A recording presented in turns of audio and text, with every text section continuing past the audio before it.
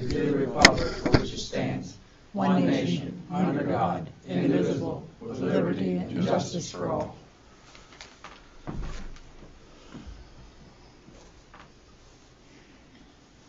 Okay.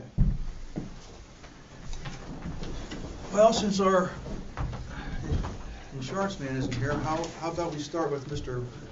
Ward? Or we'll start with Mr. Hallman, since he's our supervisor. Okay. I think we're going to be one and the same, am I correct, Henry?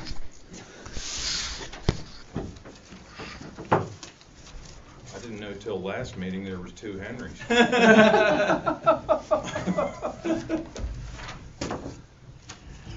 Mr. Chairman,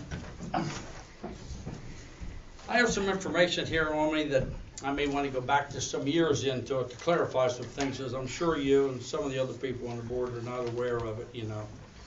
When it finally comes down, things land on my shoulders and they get heavy, where I'm not totally responsible for what took place in the past, and neither is many on this board. Oftentimes agreements have been made in the past that we inherit, and we've inherited this. I've seen them, I have to deal with them, same as you people have to deal with them. So I'm asking for some common ground here to listen to what I have to say, because it's important, because I must report back, and I want to make this report tomorrow, because I'm already behind in the 10-day letter of response down to Harrisburg. So I would like to go through just a couple things quick here. On March 21st, I received that letter, which should be a copy of everybody here, stating that in 10 days we request that Penn Township submit this implementation schedule. And this is in regards to take the Decoven wastewater treatment plant offline and connect the properties that serves the public sewers within 60 days of the date of this letter. Now, after all these years, and the opposition that I posted to this, and the meetings that I had in DEP with our state legislator, which I have those records here, and I challenged everybody on what they were doing, this system, and what the impact was going to be on the residents of the township. This was back when I was not a supervisor in 2001. I have the documentation here to prove that. I have it all right here. I wouldn't be standing here if I didn't have stuff to back up what I'm saying. So in the course of that, my big question was down here when this plan was being put together, and this plan all started clear back in 1997. I have that information here as the one that started. Okay, and that was when they sent out the inquiries to the residents of the township to give the information on your wells, what type of septic system you have, and the whole 9 yards. And those were put clear out in 1970. Then there was a response back about 1998, 99. By 2000, we get into it. And finally, we have the adoption of this illustrious 537 plan. And right there's a gentleman knows how angry I was about it all. Right down to the point that I threatened to dismiss him from his duties. Dennis and I both have buried the hatchet, I hope, but it was very, very heated over what took place with this authority. And so you get back into that and clear back on the very first report. And I'll tell you, some of this stuff wasn't easy to come by. There was an awful lot of pulling hair, and people were forced to release information. But I'd like everybody to know the analysis of the needs survey for Penn Township. I had a hard time getting this. Of the 323 surveys returned, 150 surveys, or 20% of the properties served by wells, were randomly selected for site inspections and water testing. That being said, one of the things that you have in here, this was our sewer authority. This was our authority that instituted this and promoted what we have today. They generated this. Nobody else. This authority. Past authority. Sorry. Number one, there are significant problems clear back at that time in the Purdick study area that can only be permanently resolved by installing public sewer. Since many of the properties in the eastern end of Lower Cove have the same lot constraints and septic problems as the Purdick's area, these properties are included in the public sewer extension for Penn Township. In addition, it has been recommended that the DeKoven wastewater treatment plant and Lower Cove be taken offline when sewer facilities become available.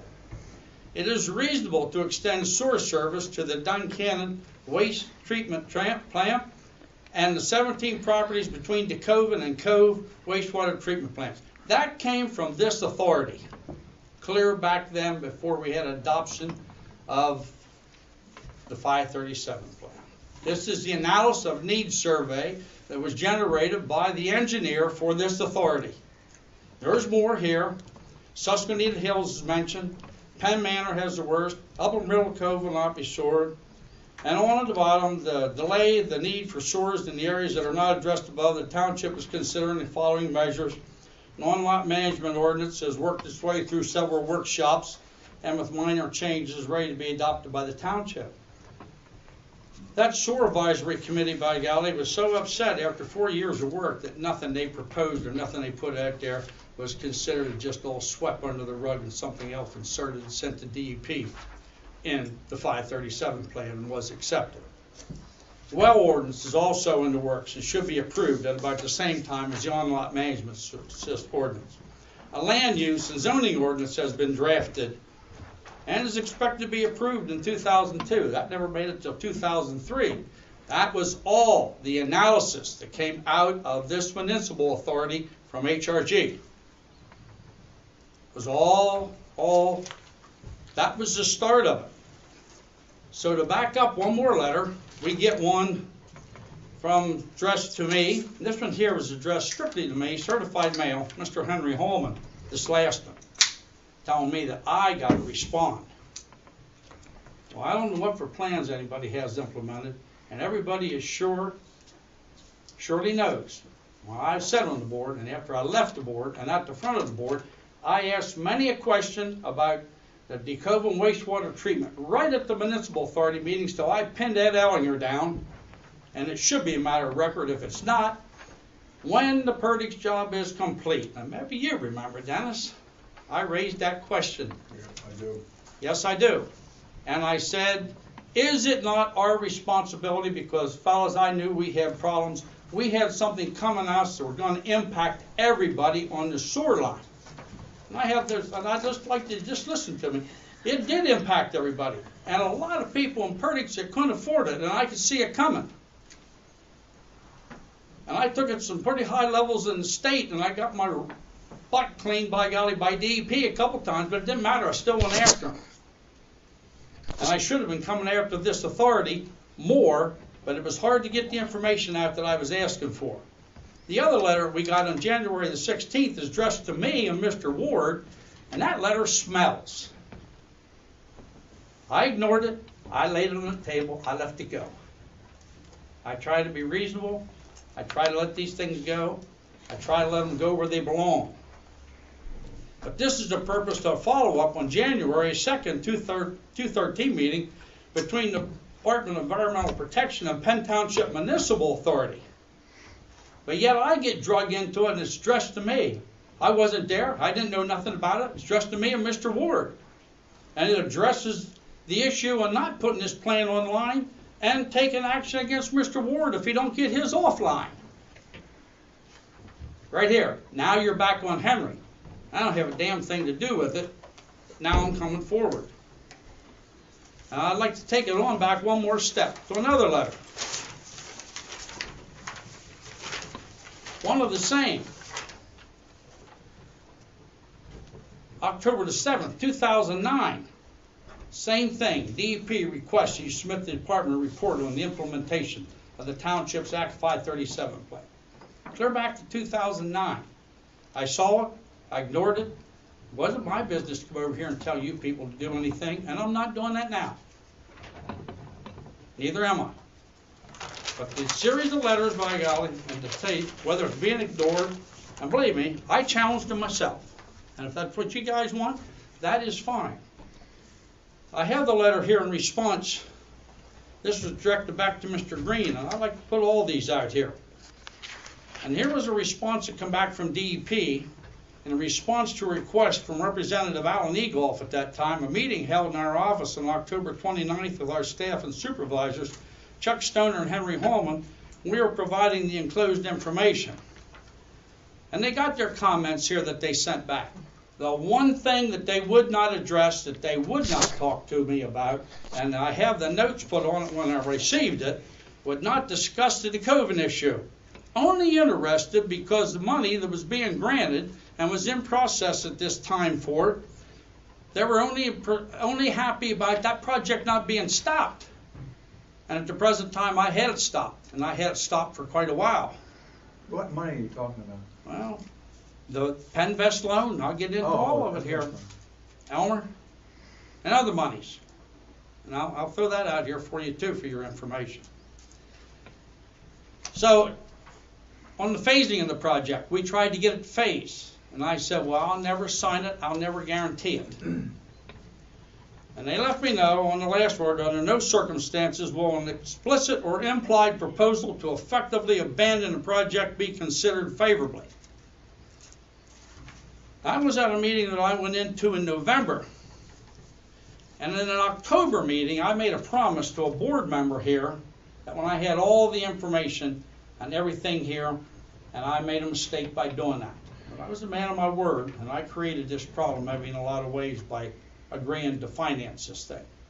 But I gave my word that when I had all the information and all the numbers, that if the authority still wanted to do this project, I would sign it. And I made the motion that night, and I called 3 times. And it almost died for the lack of a second, because Chuck wouldn't do anything, and Mr. Schaefer didn't want to second it. 3 times. It was that close from dying. Ronnie Bob says, well, Chuck, if you ain't going to blink, I guess I got to. That's how close it didn't come to happening to be approved. And it shouldn't have happened. I was willing to take DEP to the point that we got some grant money. We went through all this and spent all this money. There was never no grant money applied for, folks. And DEP had one hell of an investment in this. Do you have any idea what they had invested in that 537, Elmer? I don't know. Anybody else in here know what they got invested? $50,000. They paid, was it half the engineer's fees or maybe all? They reimbursed, I know some costs, I don't remember the numbers. So. And we paid the other half, didn't we? Oh, yeah. So basically, that's all we got from. Well, for that, other than the Oh, no, wait a the minute. loan. Just let me the finish 1% right here. loan. Right. Now, the one thing I searched so hard for and couldn't come up with and couldn't find it anywhere in this office until I really got to hammering people was the confirmation of the acceptance of this 537 plan.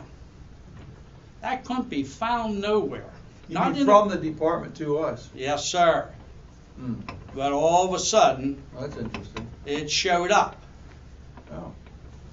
The confirmation on it was June the 7th, 2001, which tells you that you are now eligible to receive a 50% planning cost reimbursement as provided under Section 6 of the Storage Facilities Act 537. You're reminded that reimbursement applications must show detailed cost breakdowns of tasks completed or you place your reimbursement in jeopardy. Okay? Tells you everything in here what you need. It also says in here, ladies and gentlemen, the Department of Environmental Protection has reviewed your 537 plan dated February 2001. The submission is consistent with the planning requirements given in Chapter 71 of the Rules and Regs of the Department. The plan provides for the installation of low-pressure systems with grinder pumps for Eastern Lower Cove and Purdy's, and for properties between the DeKoven Wastewater Treatment Facility and the Cove Wastewater Treatment Facility.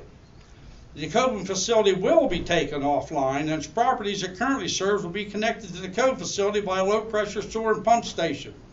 Conventional gravity collection systems will be installed for Susquehanna Hills and Penn Manor with connection to the Cove and Duncan and wastewater treatment facilities respectively.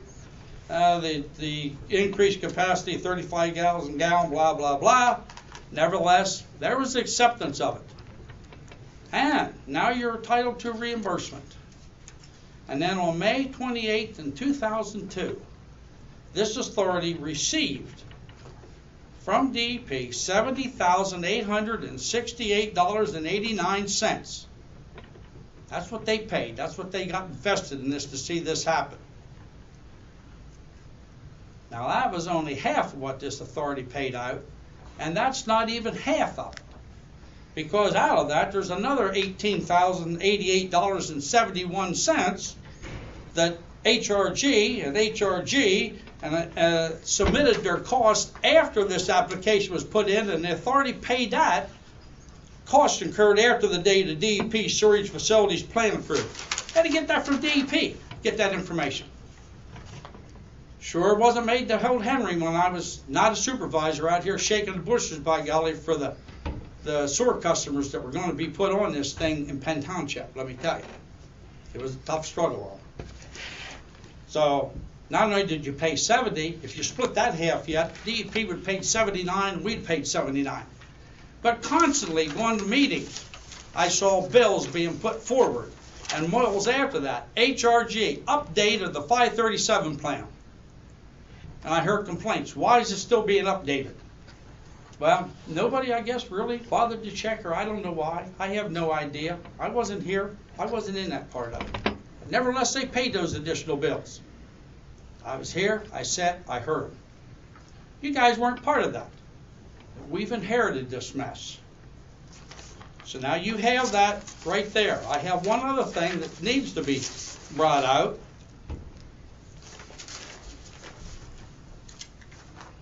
Just to back up exactly what I'm saying,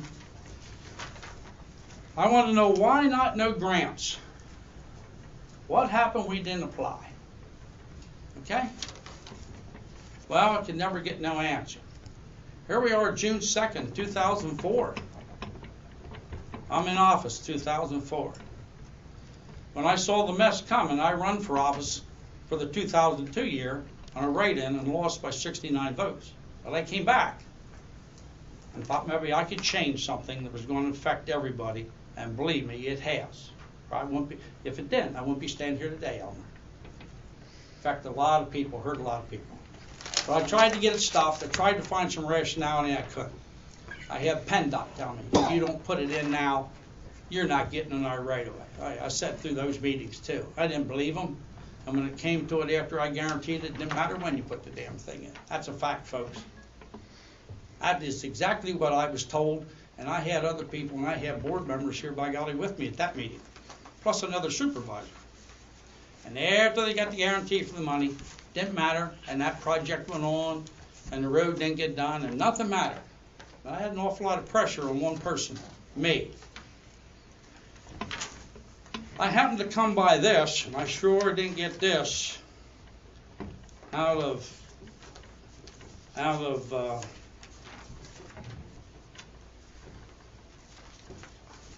this office. There's dear Mrs. Johnson, Mrs. Vicki Johnson. And I also have a letter here, by golly, that anybody, I don't want to go through the rest of them here, but I have a letter here, a request for grant money way, way later, and it was way too late.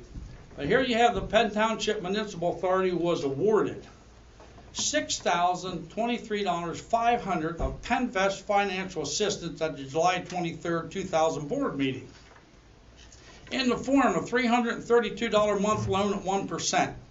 The project includes construction of approximately 35,000 linear feet of low-pressure service mains, 9,000 linear feet of 8-inch gravity sewer mains, 210 grinder units, pressure laterals, and similar appurtenances, along with a 50,000 gallon per day expansion of the Cove water treatment plant. And it goes on, and it comes over here. Your consideration of this request is greatly appreciated. Here's a request, by golly. Please consider our funding commitment in order to determine if any grant funds are available at this time for project. June 2nd, 2004, should have been signed already. I'm holding it up. And now we're thinking about applying for a grant. Penn Township Municipal Authority, Robert E. Senior, Chairman. And so we had no grants. But yet everybody wanted this project, not knowing where their rates were going to go. I sat through numerous meetings down there, and I have their budget, and I sat with PennVest on this thing. Everybody knew, and I took it back to the board. There's the paper says you're already $1.5 million borrowed money to get this thing going. Oh yeah, it's all here, every bit of it. Sat down, Penn, kicked this thing around, back and forth to see what we could do, and we got nowhere. We wanted this project. Number of EDUs after project, 804. Annual rate per EDU after project, $823.27. What was your increase at one shot? How much did you increase your sewer rates in one bang? $674 a year, one shot. What's that? It was two. It was two. We did one 6 months before that. Yeah, and it was 6 months already before supposed to be at 660. How many years before that, Sam, when they borrowed the other money? I don't know, but I'm saying there Yeah. was Yeah. was within a 6 month time period that there was two rate hikes. And then we get back and I finally shake the bushes about decoving, and HRG says $600,000. I said, bull. Why isn't that pipe and that plan being put in this project now to get it to there? And now you're telling me when you come along now, you're broke, you're really in trouble, and we're going to come back to the supervisors and ask for money, more money. It's another $600,000, Ed. Well, you'll have to do it. And that was the mentality here. Yes, I wasn't going to sign for no more money, and I won't. I guarantee you I won't. I'm not promising anybody I will this time. I lived up to that word. I came back to this authority, presented all these numbers. Monthly rate per EDU after project coming down to $68.61. This is on July 2nd, 2004. Okay? There was other analysis done that showed that this could go to $1,200. To $1,200 a year, $100 a month. We got to stop before it got out of hand. But that's where you're headed for, Elmer, and it was out of my control, anybody else. This was all done and implemented by other people. The 537 plan was committed, was created by this board, was put into this board, and now it's back on my back because I guaranteed the money. They want to know what I'm going to do.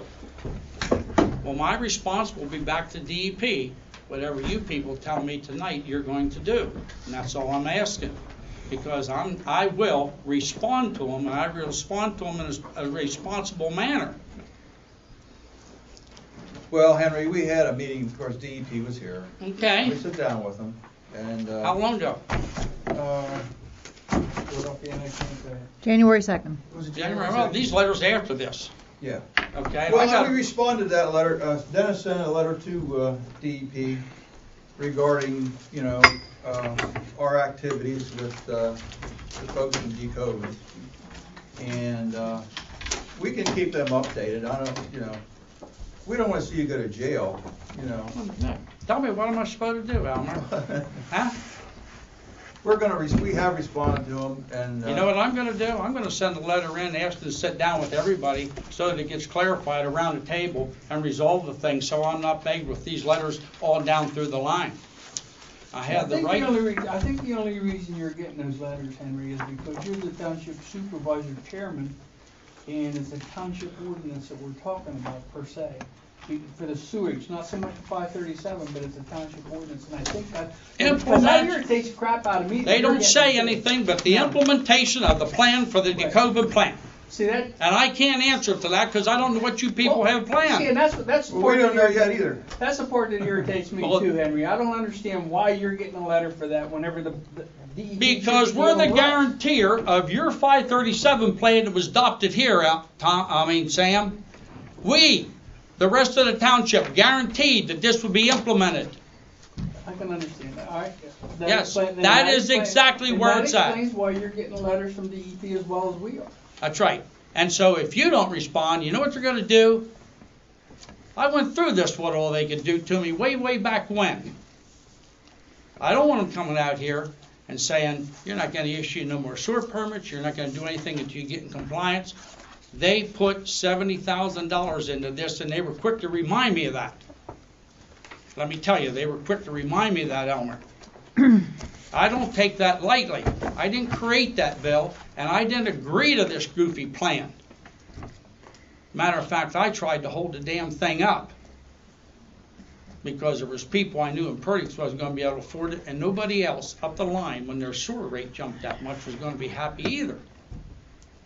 Well, there's still quite a few people having trouble paying their bills. And I understand that. And that was exactly what had me upset about this thing, that we didn't apply for grants. There was so much smoke, by golly, that flew about this thing that it had to go through, and for why. And I'm not gonna offer my personal opinions about that.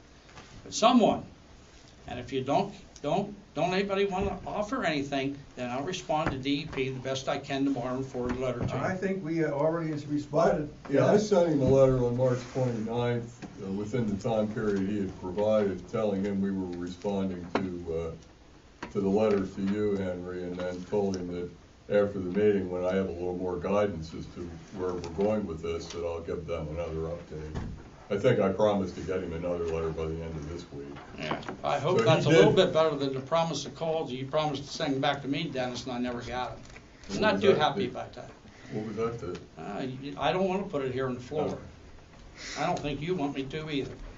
No, I don't think you do. But he did get a response within the time period he requested. Okay, now I got to respond yet. I've already been told that I have to. I don't have no choice. It said, I don't know, Homer and I had a face-to-face with Mr. Arball. When were we down there for that water thing? I mean, Ben was there. it was- I think, Yeah, I Boss- can- And we, Bill and was we, there. Bill well, was I mean, there. we told him, there was verbal communications with him, there was no paper, what our position was and what our intent was and why, what we were going to do. Okay, so So- I guess where's that fall with the implementation of a plan that they've been asking for since clear back in 2009? And we are working on We have to get For whatever it's worth, it information was from the January property 11th. owner to Okay. figure out what we're gonna do. We have to have basic information to, Well, it's a shame it's taken 10 years to get to this point. well, I'm tired of being hounded from Harrisburg on this, and believe me, Elmer, I have been. I was the one that took issue on to hold this project up until there was some rationality found in the costs and everything else, and they wouldn't do it. well, I can tell you, we're working on it, so, we'll proceed best we can. I'll give you a copy of my letter.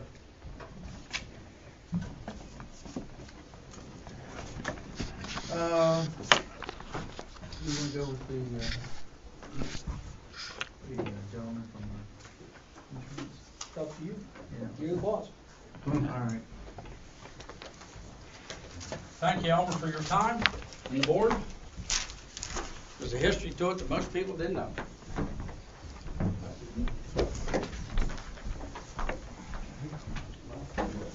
Go ahead.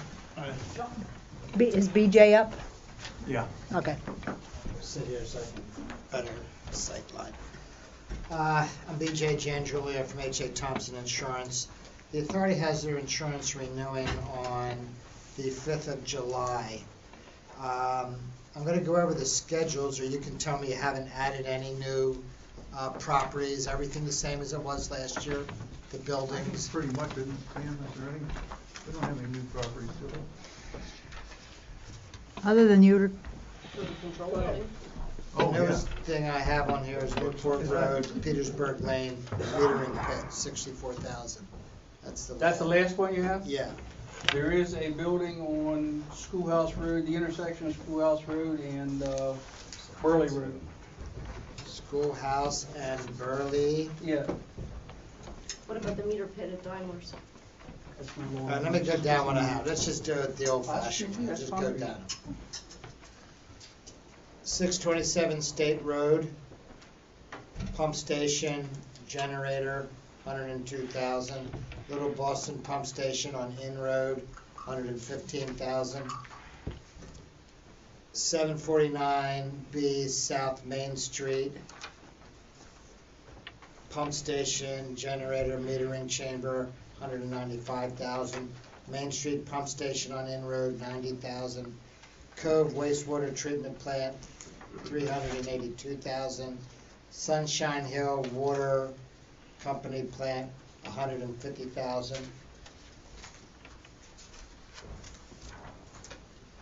23 Cove Road, control building, generator shed, 65,000.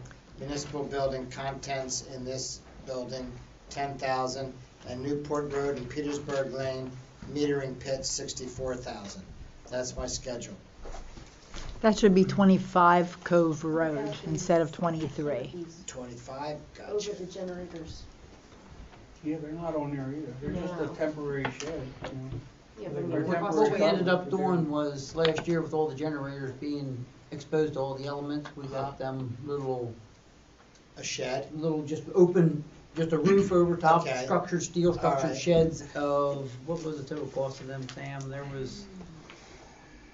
wasn't $10,000 in all of them, was All there? of them, no. There wasn't $10,000 in all of them. Well, how much is it? You want to insure the shed? I don't think It's a it would be breezeway, worth I it. don't think we need to, really. Okay, all right, so we're not going to insure the shed. And there's generators, I have generators on the schedule. All we used them was, we're just letting you know that we put them in there with the intention that it was gonna preserve the generators and keep them in better condition if they weren't weather so hard. You know Okay. what I'm saying? They're just an open. You have an Onan portable generator, 20,000. You have I'm sorry. two portable generators at 20,000. Portable, one, We have one. What's down at the? two, Cove and And what King road? Cora. Cove and King Cora. The other one at the Cove wastewater treatment is a stationary. And the one at Lower Duncannon is a stationary, so we have 4 generators. Two of them are portable. I have 12 grinder pumps at 3,000 each, and 4 submersible pumps at Schoolhouse Road, 3,000 each. Got them?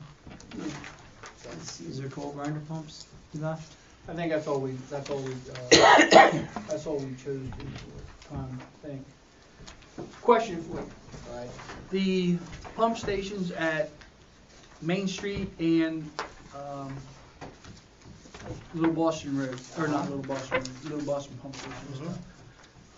They're just a concrete wet well in the ground with pumps in them. Mm-hmm. Is that an earthquake, insurance or what? Because I'm thinking, with a concrete structure underground like that, we don't need, probably don't need that much coverage on that. Well, you have to insure the whole structure. The coverage is fire, lightning, mechanical breakdown too, so there's pretty broad coverage.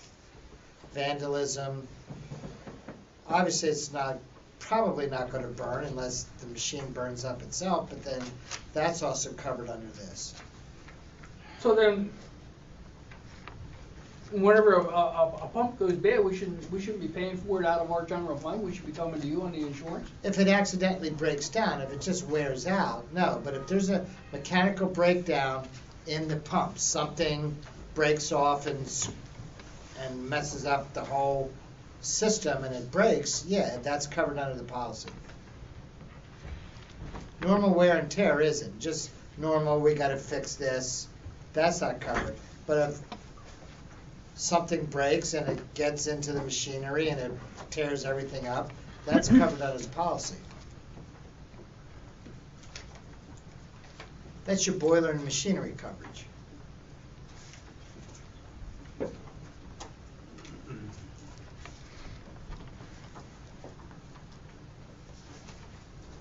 Do most authorities cover the kind of facilities that Sam asked about? Yeah, yeah.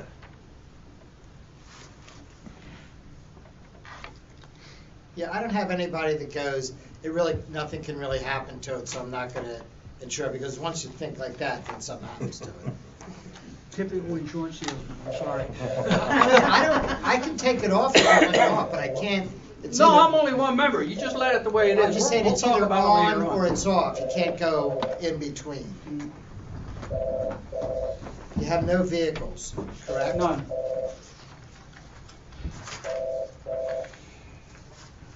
All right, I need one thing signed here. This is the application for last year.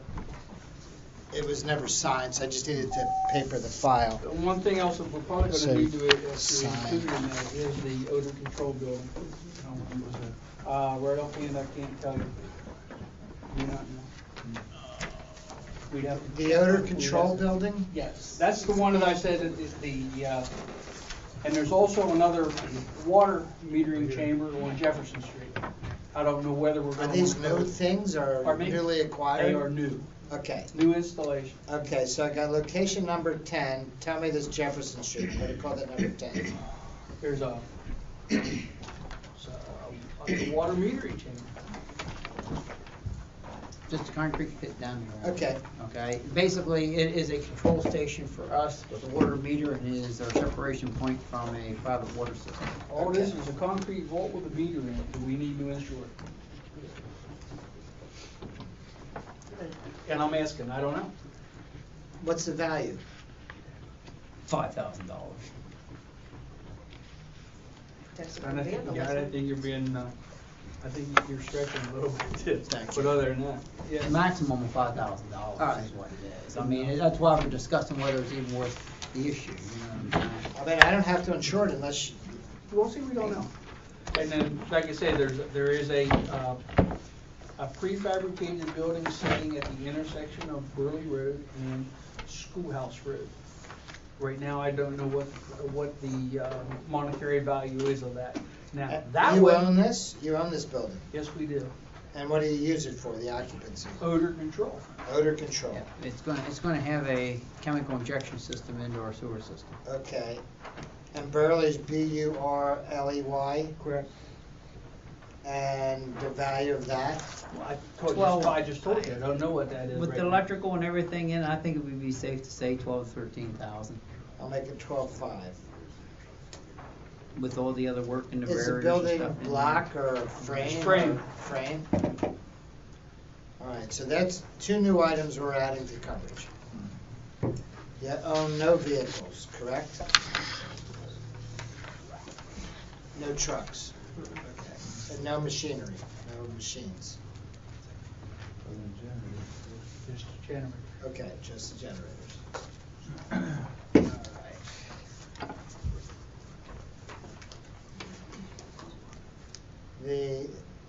Did the application, the budget get sent over? I think, yes, I have the budget, so we're good there. I have the budget, and I have the app. Pricing is on PERMA, liability up $246. Property is up $175. Those little items you put in really don't make much of a change, it's so small. Workers' comp this year is a real problem. I think yours is going to go up about $177. That's what we estimate. But if, like for the municipalities, it's going through the roof. 25 to 50 to 100% increases in workers' comp, mainly because of the fire company exposure. What, the workman's comp? Yeah, who can cover it? We don't have anybody here that can cover that. Or do we? I thought you had an employee. We're all temporary, and we have a contract operator. He's on his own insurance. We're all part-time, everybody else. I have clerical, $20,745. You have a clerk?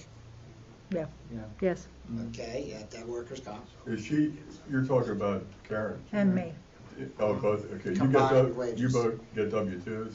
yes. Okay, well. And we have inspectors, 12,400. That's me. And then we had wastewater, but we took them off. The waterworks, they're off because that's subcontracted out. So you have employees. Okay. So you need workers. All right, that's it for me unless you've got questions. All the coverage is the same. The liability is $10 million. The lawsuits against you, general liability, non-owned autos, public officials. Okay. Is that it? I have one question. What would be, we have a crime policy with another company, and we were in touch with Mary Ann about getting it transferred over. I don't know that I know what the difference is between the liability and the crime policy. A crime policy would be something where somebody steals from you, like an employee or the authority board. Okay. That's called a public employees blanket bond. It's really not a crime policy like you're a retail store and somebody robs you. So it's not that. So it's not a crime policy. It's a public employees blanket bond. Do you need coverage for that? Do you want that? I mean, what do you have here? I mean, I'm not trying to talk you out of it, but I'm just thinking. Well, I would assume that it would be bonding me as treasurer. The treasurer has to be And always can't- bonded separately, so you need your own separate bond. But other than the treasurer, you can put all the rest of the people on a blanket bond, or individual, but it's cheaper to do a blanket public employees bond, and that covers everybody for stealing also. But it's not like you have cash or money laying around, so that's not a temptation. And the things you do have are generators. I mean, who's stealing that? I mean, I don't know what kind of crazy criminals you have in this town, but Hey, for whatever it's worth, not that it's my money, but somebody torched 2 of them off their perches up in Silver Spring Township and rolled out with like $50,000 worth of generators. So, just for I mean, whatever I it's worth. can, well, you could, that stuff's covered under the policy, you already have that. Yeah. That's others, this is insiders taking stuff. Okay. The authority So board you're saying and we don't need employees. it? Is that what you're I'm not saying? saying you don't need it, I'm saying what is your real exposure? Yeah, it's pretty The cool. generators get stolen by somebody else, we cover that. They Yeah. get burned up by somebody else, we cover that. That's not my- This is you guys taking authority stuff. I mean, how far are you gonna get? Well, that mistake. And then on the treasure bond, then you actually need a bond. Do you want Mary Ann to quote something? I'll get in contact with her. But you don't need a crime policy because you don't have that Alright. exposure. Okay. Okay. Okay, that it? Anybody else on the board? All right, Okay, thank you. see you guys, take care. Thank you.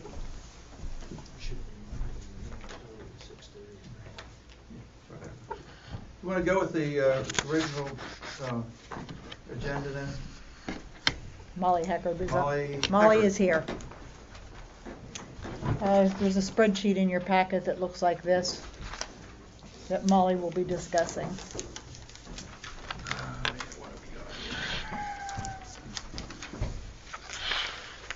This is one that I showed. Oh, is that the one you first No, go ahead, Mrs. Hecker. Hi, I'm Molly, and I'm here about 19 Morgan Street, Duncannon, a property that we have owned since 1999. I'm asking something of the board that I'm not sure if it is possible or not. Starting in 2009, when we almost lost our home, cars were repossessed, we went into major financial troubles, as did the rest of the country. Throughout 2009 and 10, we struggled tremendously. We do have 2 children. Starting in 2011, I started to pay as much as I could with the sewer bill, but now we're to a point where there's so many late fees that with income taxes this year, I'm asking if we could maybe pay in full a large amount, which would cover all of the sewer fees and the court fees, but remove the penalty fees.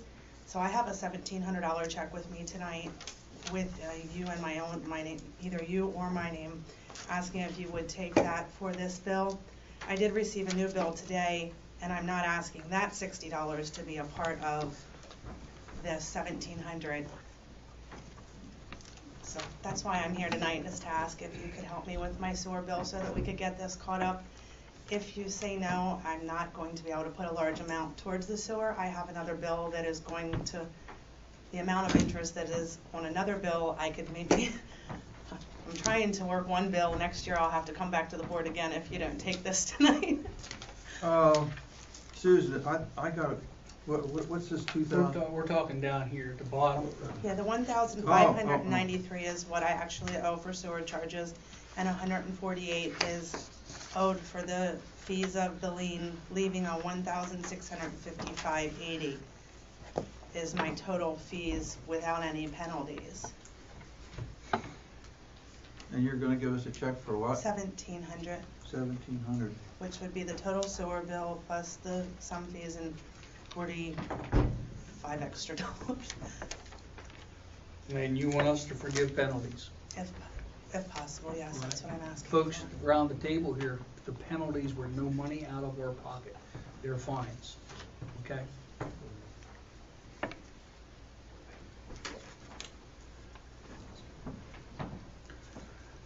I'd like to make a motion that we accept Ms. Heckard's offer of $1,700 to bring this account current with the exception of April's bill. this April's bill, and forgive the penalties portion. Okay, we have a motion on the floor. Do we have a second? I'll second that motion. Do we have a second? All in favor, say aye. Question. Question? All right, if you take the 1593.25, and are we adding the 148.19? Yes. Comes to 1741.44. Is that correct? I'm looking at the items down here that says balance of 328 minus penalties is 1507.61. I'm saying that's our office staff made that put that note on there. And down at the plus the cost, that 148.19 is court costs that we had to pay. Right. Filing fees that we had to pay. You add those two up, and then it comes up to $1,655.80. What you're seeing is the amount that I paid. I'm sorry to interrupt. That $1,593 is paid. The amount Okay. that's actually owed is $1,507. So that's why you're seeing the Thank you, difference, ma'am. thank you, okay. I was confused. Now, since that does not total the 1,700, what is going to happen to the balance of that? Is that applied to her April bill?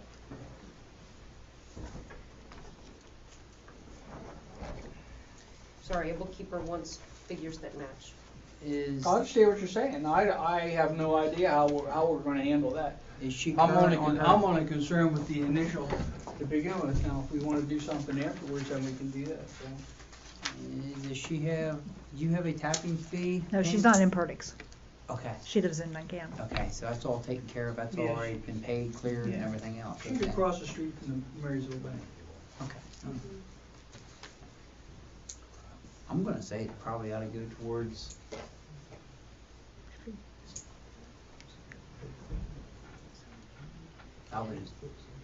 Do we want to do that as a separate, Sam's motion is to accept the 1,700, do you want a separate motion to Or do we just- determine? We can amend that motion if you want to figure out what it is. I'm willing to open up and amend it. What would you like to do yet?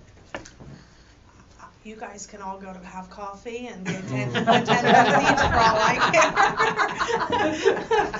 care. Yeah. This meeting is being recorded right in preparation of the minutes, and there's other folks out there that gets copies of this, so you can be careful what you're saying. The difference is $44.20. I don't want the minutes to reflect or anyone to assume that we are taking $1,700 from this lady for a bill that is only $1655.80. Understand. We need to account Understand. If for you the want- other $44. Yeah, What'd you say it was? would either be, A difference of $44.20. I That will would- amend my motion to state that your $44.20 be applied to her April billing.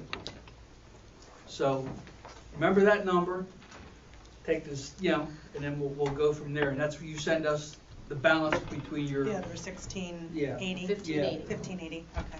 all right, I'll make that, I'll amend my motion to count that. Okay, we have an amended motion. Do we have a second? I'll second that. All right, we have a second. All in favor, say aye. Aye. All opposed? No opposed. Okay. Do you want me to come up tomorrow and take care of this in the office, or do you just want me You to? give it to her right now, we never turn down money. Thank you, And Molly. then I'll just come up tomorrow, because my husband wants something in writing, or Okay. something regarding that this is gonna be Yeah, taken Karen's, off of our land. somebody will be here Not a at problem. some point. Thank you very I'll be much. here not till, but it'll be closer to 11. Okay, alrighty, thank you very much, have a good night. No. He's not here. Wait, yes, he is, I'm sorry. Yeah, Mhm. All right, Mr. Beamer. I'm sorry, yes, he is. Sure, you want me to go first, or Go I'll ahead. talk a lot? You're number 2 on the list here. So. Okay. I guess I have a couple matters to talk about tonight. I apologize for last month, though. I'm sure some of you may have a pinched nerve, but I'm finally coming out. But I'm not sure which one you want to talk about first. Can we talk about the apartment at 1433 State Road, Apartment B? That was, because I know the other issue would be, I guess, the grinder pump. That's like a whole different matter. It's all for the same thing. Huh? It's all for the same thing. Yeah, it all is for the same thing. Okay, yeah, first I just wanted to bring up about the apartment that was, when my wife and I bought the property at 1435 State Road, you know how when you go through purchasing a property, they always give you a breakdown, all the expenses, utilities, taxes, and everything, and we were told there was, all the fees, but $60 a month for the sewer fee.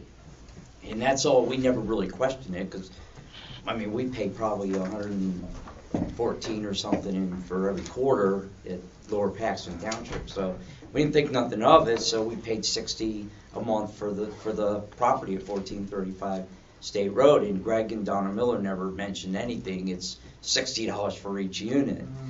So whenever we went to settlement, that was a done deal, but what I did was, when his mother lived in the bottom of 1433 State Road, and Jill, I forgot her last name, she lived at 1437 State Road when we bought it, and then the Millers lived at the White House, 1435. What I did, and I'm not sure why I did this, when Greg had mentioned there used to be an apartment, that's why there's a door in that top side a while ago back. Now, I don't know who he had renting there, I didn't really ask, wasn't my business, but what I did, and I'm not sure if this is the existing bathroom that was actually there. It was like a full bath and all that. There was a toilet.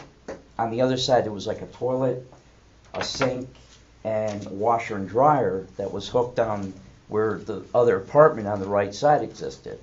So what I did is I closed off a wall, the one door, the archway that was in that apartment when they made that apartment. I never thought anything about it because I actually did the work myself, and it wasn't really like extensive work or anything. So I didn't think of a permit or anything like that. It was, I guess, something I just didn't really think it was important for a permit. So I moved the toilet, I'd like about 12 feet off, and I moved it out. Also the sink I moved out, and I eliminated the hot and the cold water, the washer and dryer I got out of there. So that's where I put the sink where the kitchen is, like the kitchen, the tub, the toilet, and the sink in that other unit. It was closed off. There I had an apartment. When I put the mailbox up in the back, back in 2012, that's when a tenant, Ross Dayhoff, had rented from me. I got a call from someone at the township when I put the mailbox, and I don't know who I talked to. They called and said, "Did you put an apartment in there?" Because we got a call from the post office saying that there was an apartment, that there's a mailbox up there. And I said, yeah, a gentleman rents from me, Ross Dayhoff. And nothing ever came about it in 2012 when they asked me that. So I didn't really think nothing of it. And I said I put a mailbox, and I put it as 1433B as the apartment, so there was A and B. So, life goes on. It just, things were going on. But that's why when I included that apartment, I did all the work. I bought cabinets, used cabinets from a gentleman somewhere who lives up on the hill, some black gentleman that has a home back up on the hill. I bought cabinets from him.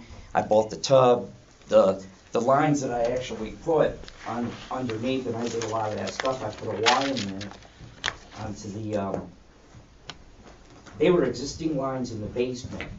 And I know what the board's saying. There's like a main line comes in, and the tapping fee was already paid for 1437, 1433, and 1435 when Greg Miller and them, we purchased it from them. They were paid. But I was just going to ask, when I put the Y in there, like I put the Y to run the plumbing and the lines of drainage for that other apartment, I just want a clarification, because I paid the 2012 bill, which I'm not going to argue now. It's $60 a month from each unit instead of $60 for the property. But I didn't know when it meant tapping fee. I thought when you tap into a line, it's only like like 1433 was paid, like $3,500 for the tapping fee. And that's what my question is a tapping fee I mean, it's already paid once for 1433, but I have to pay it again for 1433 because it's another apartment, and I really didn't tap into the stack. I actually put a Y on the existing line that already had the toilet and the sink in there, and I just ran the other. I'm not going to argue about the apartment, the existing apartment. I got to pay $60 a month going forward, and I pay $240. But I was just questioning about the tapping fee because that I could see if there was another apartment. I mean, another address or whatever, not the same existing 1433 that was already paid for the tapping fee, and I was getting into just the apartment issue there about that tapping fee, and I just wish if there was anything that the board or the township could do. I mean, is if investors or anyone that wants to put an apartment in the same existing house or whatever, they should maybe call it like pay $1,000 for a usage fee or a service fee or something like that instead of a tapping fee. You're basically saying you don't think you need another tapping fee. Is that what you're saying? Yeah, I didn't know why they call it because it was already a tapping fee for 1433 State Road. And like I say, the $60 or whatever, I'm not even arguing. I really can't do anything about it because now I know for every apartment you have if it was a single home, would there be a tapping fee? Like if that was a single home with a 2-3 bedroom? Every EDU, an EDU stands for an equivalent dwelling unit. It's an apartment, all right? Okay. Every one, our rules and regs say every one is considered a tap. So you need 4. No matter where you make the No tap. matter where you make the tap, no matter how many pipes are going out of the building. I can take you up and show you Fouts Apartments Okay. and Fouts Heights. They have one brick building in there. There's 6 units in each one of those brick buildings, and they pay 6 tapping fees. 6 tapping connection fees. for each one of those units. Well, that's why I took care of the water. I just wanted to ask you about the way that works. And I said I wasn't sure if you knew that, and you said no matter where you connect it in the basement, EDU, that determines whether you pay that tapping fee. whether you pay the There's a tapping. duplex pump in there, am I correct? That's correct. What's that? It's a pump? Duplex pump. Yeah. Yeah, okay. Yeah, there's a duplex pump in there, and that was, but I didn't know, because I saw, well, that's funny that you pay a tapping fee with the already tapped into 14 for that address, but if, I gotta ask a question, so if it's a single home though, because I'm I guess I'm kind of getting ahead of myself, but across the street where the salon is that I have, there's a shell, the house there, I'm gonna, fix it up as a house eventually. I'm trying to get some money together, and I'm trying to get a guy to do it as I go. But I might put a full bathroom and a half, but it's just a single 3-bedroom. It's going to be a single 3-bedroom home. Well, So one thing you got to, if it's commercial is one thing, if it's a residential unit, it's another. If Okay. it's commercial, it might be, you might only think it has one EDU on it, but it depends on how much water's run through the water meter. That determines what your billing would be on that for a commercial unit. 150 for one? A residential unit it's just a flat rate, and that's what it is. But if you're planning on putting another business over there, then we're gonna need to know how much water you're planning on running through that, so we can adjust and bill you accordingly. okay, well, I may have. I'll put my permit and all that. I was going to consider about making that an actual home, a residential home. Now Stacy moved out, Salon Indigo. I'm sure you wouldn't have any knowledge of that, but she moved out. I got someone else to rent it right now. I have 2 years till I retire, but I was thinking of putting a business where that small building is, like a pizza sub shop in that little building then, but I'm going to wait till that happens down the road. So that would be like a commercial, but would the other side still be the residential home? Whatever you're planning on using it for. Okay, I didn't know you called it commercial. I didn't know. That's a duplex in that too. Yeah, now they're 2 separate buildings. There's no connection. When I looked There's at a single pump that serves both of those buildings, It's a correct? duplex. Yeah, that's it's a right. duplex system with, Yeah. we went through that when the system actually went in there, I remember that. Yeah, so that one there, I'm trying to get going on that one. So Mr. Beamer is currently paying reservation of capacity for that, Yeah. for the unopened, undeveloped property, but will need a Has he paid tapping fee has for he- that. He has not paid a tapping No, there fee is a for that. letter on file to him stating that he will have to pay the tapping fee for that. Okay. did The that tapping fee for which one? When you finally do something with the house, that will be Well, $3,500. Yeah, that's already paid. I got the No, receipt you for paid that. one of them. There's a letter on file that we went through this a few years ago. Well, I'll have to get back with you, because when I bought that from Carolyn Cook, she already purchased that, and I got the letter on that. But I mean, I wouldn't, we could talk about that then. Yeah. I can give you, can I give you a copy of the letter I got that was, Susan. okay. But I mean, that's something we'll work on that, because I know, what's his name, the guy down here that did the work for me, ran that line to connect that thing. Brad DePaula. Yeah, that's right, Brad Paul. So I guess the That tapping answers- fee, That answer your questions then? yeah, I mean, I see what you're saying, no matter where I connect it, that was the one Yeah. thing. And the other thing was, it was like an existing toilet and all, but Greg never had anything done anyway, so I'm kinda stuck with that. When you closed that and walled that off and made that another apartment, you created another EDU. Yeah, okay. Right. I mean, Yeah. that's where the other tapping fee or connection fee. Yeah, I saw that, and I was reading that, so I understand, I mean, there's nothing I can, that's why I didn't know if it was 1433, I considered that tapping fee for, regardless if you had 2 or 3 apartments in it, but, okay. Okay. That's it. Okay, thank you. All right. He's got one more thing. Oh, yeah, this is the bigger one. Well, I guess what I'm gonna ask you about, when Sam came out for that, the alarm went off for 14, the alarm went off for the grinder pumps. And I got a call and, that said the alarm's going off, and talked to Niles, the guy that, they just moved in actually, and I had someone that rented before me, they just moved in like a month ago. And the alarm went off, and I said, well, maybe it's a breaker, or it could have been something else, and I said, oh, that must be the sewer thing, and I said, maybe there's just a malfunction with the breaker and something electrical. We lift up the thing, where the drain, I guess there was, I'm not a plumber, and then that part, like the sewer thing, I'm not familiar how it all works.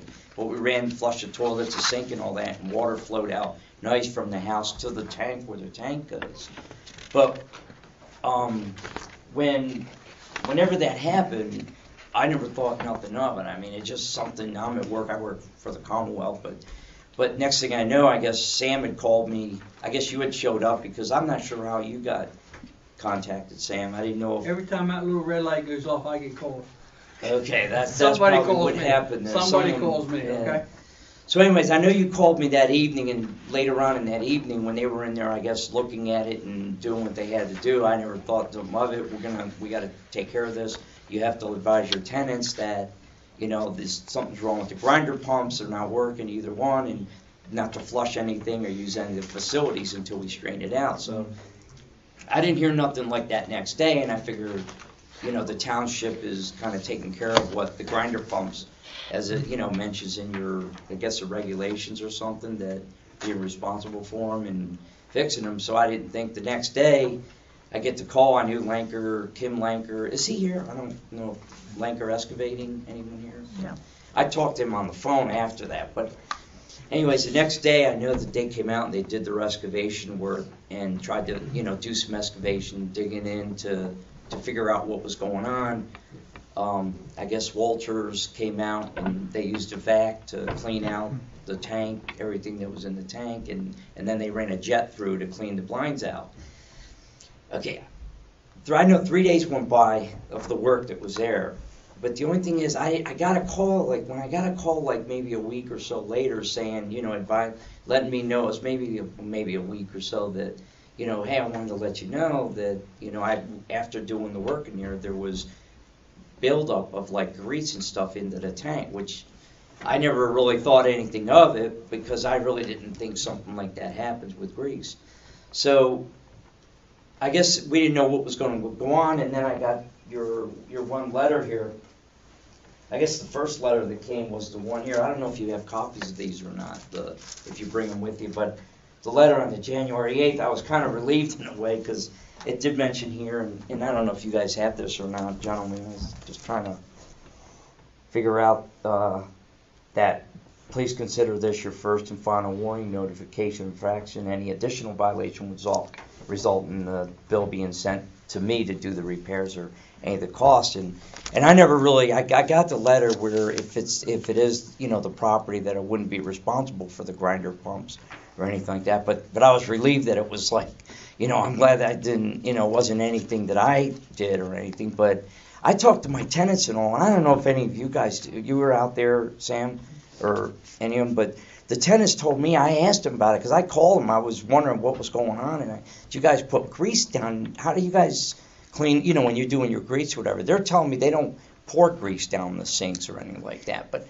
I mean, I don't know if they do or not, and with the grease going down the sink, I don't know. I mean, you could probably cook how much pounds of bacon, and when the way it was significant grease, I was just curious. So the bottom line, you got grease in the tank there right now. Yeah. Oh. Yeah, I don't know. That's, I don't never. know if there's any in there right now at all. Whenever we left and the job was finished, there was none in it. Oh, okay.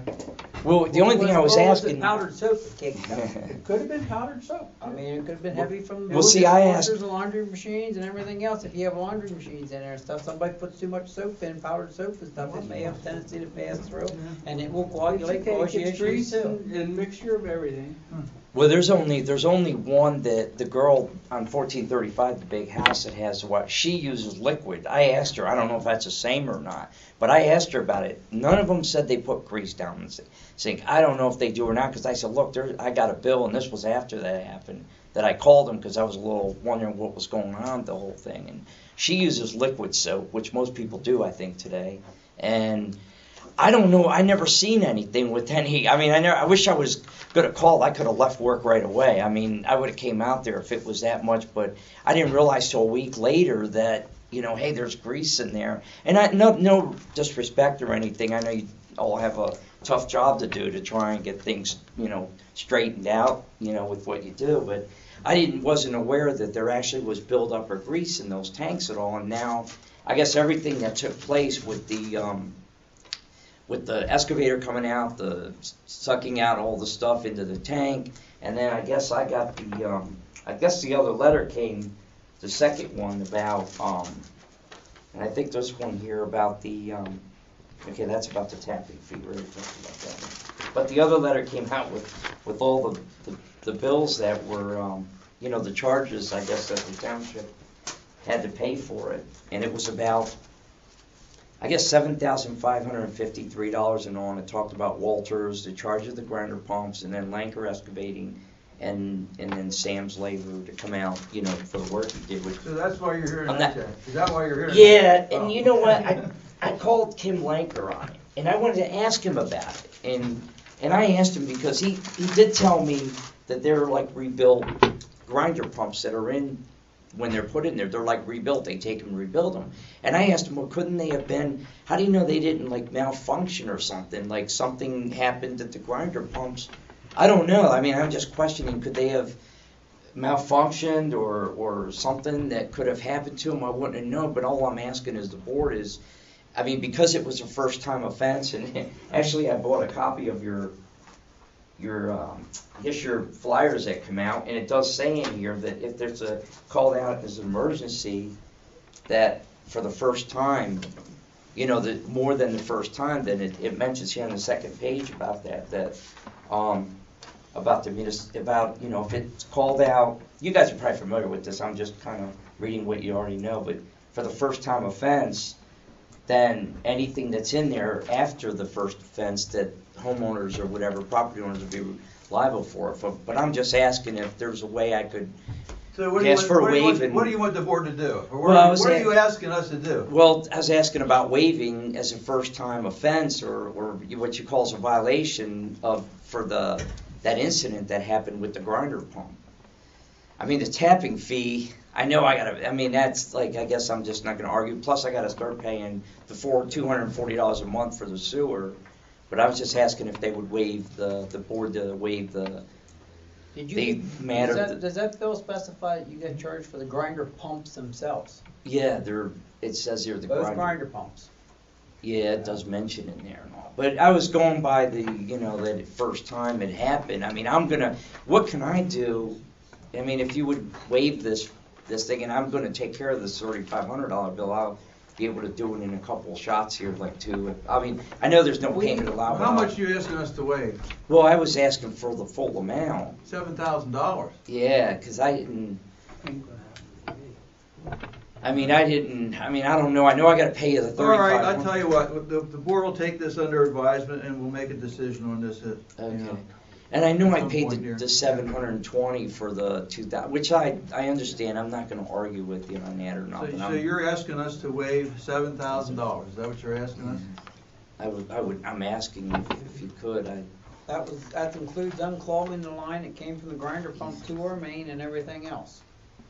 Yeah, There I was a clogged guess. line there. Yeah. I don't know what really happened here, and I And mean, you think- I don't know and any you Sam. think- And you think your tenants or you have no obligation to clear that line from that grinder pump Well, up to the main? Well, I'm going to ask your help for that. Although it was clogged with your stuff. Is there any way that I can do it? Because I'm not familiar with grinder. Now that I know what all that happens, I don't want to be stuck with some. Can I go in there and do anything? Or is the township can only go in and maintain them? Because it mentions about maintaining and repairing them. Is there anything I can do, just not to make sure, like check it every 6 months or something like that, to see if there's. Are you trying to say you're willing to take over the responsibility of the grinder pump? Well, I mean, you guys wrote a letter, I think that's going to, right? The property owners, I got something that people they have, if that's what's going to happen, then in the future, then I guess we're just going to have to accept it if we want to own properties in Penn Township, you know. But that's the only thing I'm asking about. That's what Okay. Palmer. All right, we'll take it under advisement and we'll let you know. Okay. Okay? I appreciate it. Thanks. Okay, thank you. Hey, I got another thing. One more thing before we stop. And I didn't know if you guys are going to tell me to call Kim Lanker on this. When he did that work there, on there, and the only reason I ask is I got the tenant, I really have to fix it myself, but that's like a lot of stuff when they were digging down the thing up top there, wherever, they must have ran something in there. And all the thing there's like a pond out there. If you go out there, Sam, you can see. And I'm going to have to get that straightened out. I don't know. That's surface water. It's from It's water that's Yeah. following the pipe down and coming back up. Yeah, and it's like a big, if you go out there today, I was out there and I saw it was like a pond out there. I was going to call Kim It's a lot of Lanker. water that comes off of that mountain, and what it is the water came down and it's following the hole pipe there. down to where it's at, and Yeah. since that's fresh ground that came up, it's coming up there. That's the sewer thing now, and there's like a big puddle of water. I apologize for that. There's that's where they dug the whole way up. There's like a trench going up there in it. I thought maybe they would kind of put like a swale to keep the water out, but I'll have to call and pay for that. I mean, that's what I was just going to end up paying for on my own. I'll see if Kim Lanker can come back and do something for me for a couple $100 to do a swale or something to Get it out of the area. get it out of here, because it's going down into the basement like the brown, which is not flooding or anything, but it's going, if you go through, and you're more than welcome to go look at it. But I guess I'll have to call Kim Lanker to see if is there something he can do.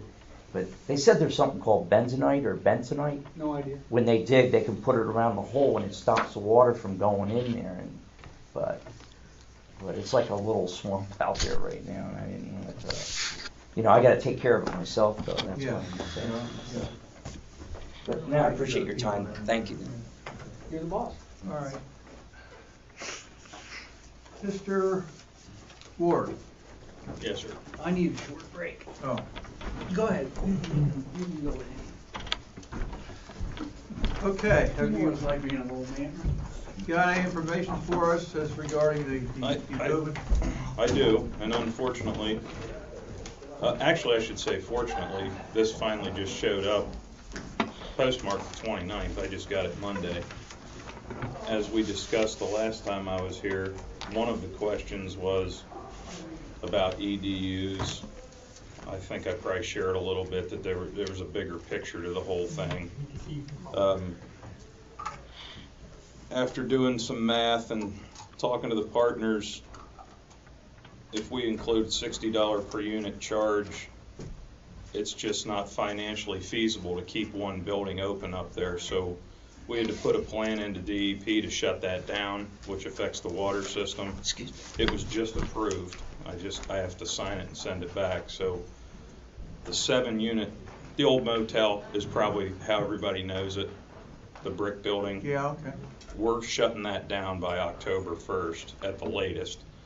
That's only, it'd probably be sooner. That's only if somebody fights it and I actually have to go to court to evict somebody.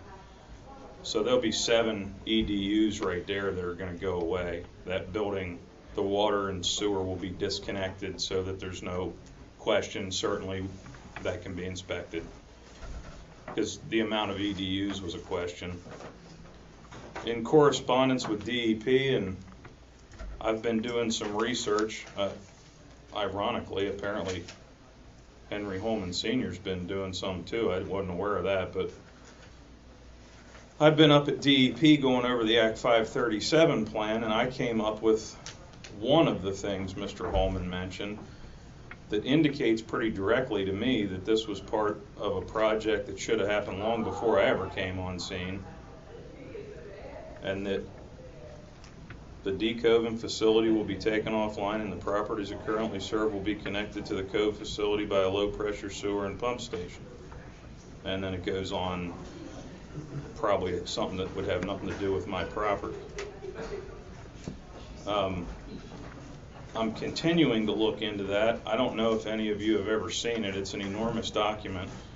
It's very complicated to go to DEP and research this stuff, and copies are $3 a page, or $2 a page, I think, and it's a cumbersome act, and I have a full-time job, and DEP's only open during the day, so that being said, I beg the board's indulgence on that, because it's a timely process, although whatever Mr. Holman had seems to help with that. I don't believe, from what I've been able to ascertain, that it's my responsibility to extend the sewer line or any of that. That should have been done before I ever owned the property. Matter of fact, going back, and this doesn't have anything necessarily to do with the board, somebody probably should have already paid the tapping fees and everything long before I bought the property.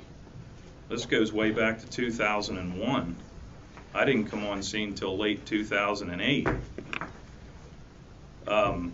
I don't have any intentions. Oh, the other thing I've done that we discussed, you brought up, I think, I'm waiting on some estimates back from 3 different companies to come in and twofold identify exactly the line that comes from where to where with some sort of ultrasound. I don't pretend to understand it, but I guess they can put something in the pipe and then go outside and figure out exactly where they are. And potentially a camera system to look at them and determine, you know, how to test these things, see if they hold pressure for groundwater infiltration and so forth. That's in process. I'm aware that that'll have to take place. Ultimately, it's going to cost me money if there's groundwater infiltration, so right. I get all that. I've checked into some, apparently there's some pretty new technology where you can reline these pipes without digging them up and so forth. How accurate that is yet to be seen, but that's in process. As it stands right now, the number of EDUs we'd probably be talking about is a low of 9, a high of 11. That's going to depend on whether I shut down another unit that has to do with the, for lack of a better term to make it understandable, drinking water, potable water. There's new regulations on all that. I don't know if do you all deal with a water system? Okay, well, it's tremendously expensive, and there's numbers. If you have X number of tenants, X number of units, you fall in this particular category. That, in conjunction with 60 times 7 sewer fees plus $30-some $100 times 7 tapping fees, and heating oil and electric and taxes and everything else, make it financially unfeasible to keep that building open. It doesn't generate that much rent, and we can't raise the rent. It's at the peak. So we're going to shut that down. Who knows what will happen to that? That's to be seen in the future. Dry storage, tear it down, I don't know, whatever. But there won't be any tenants in it.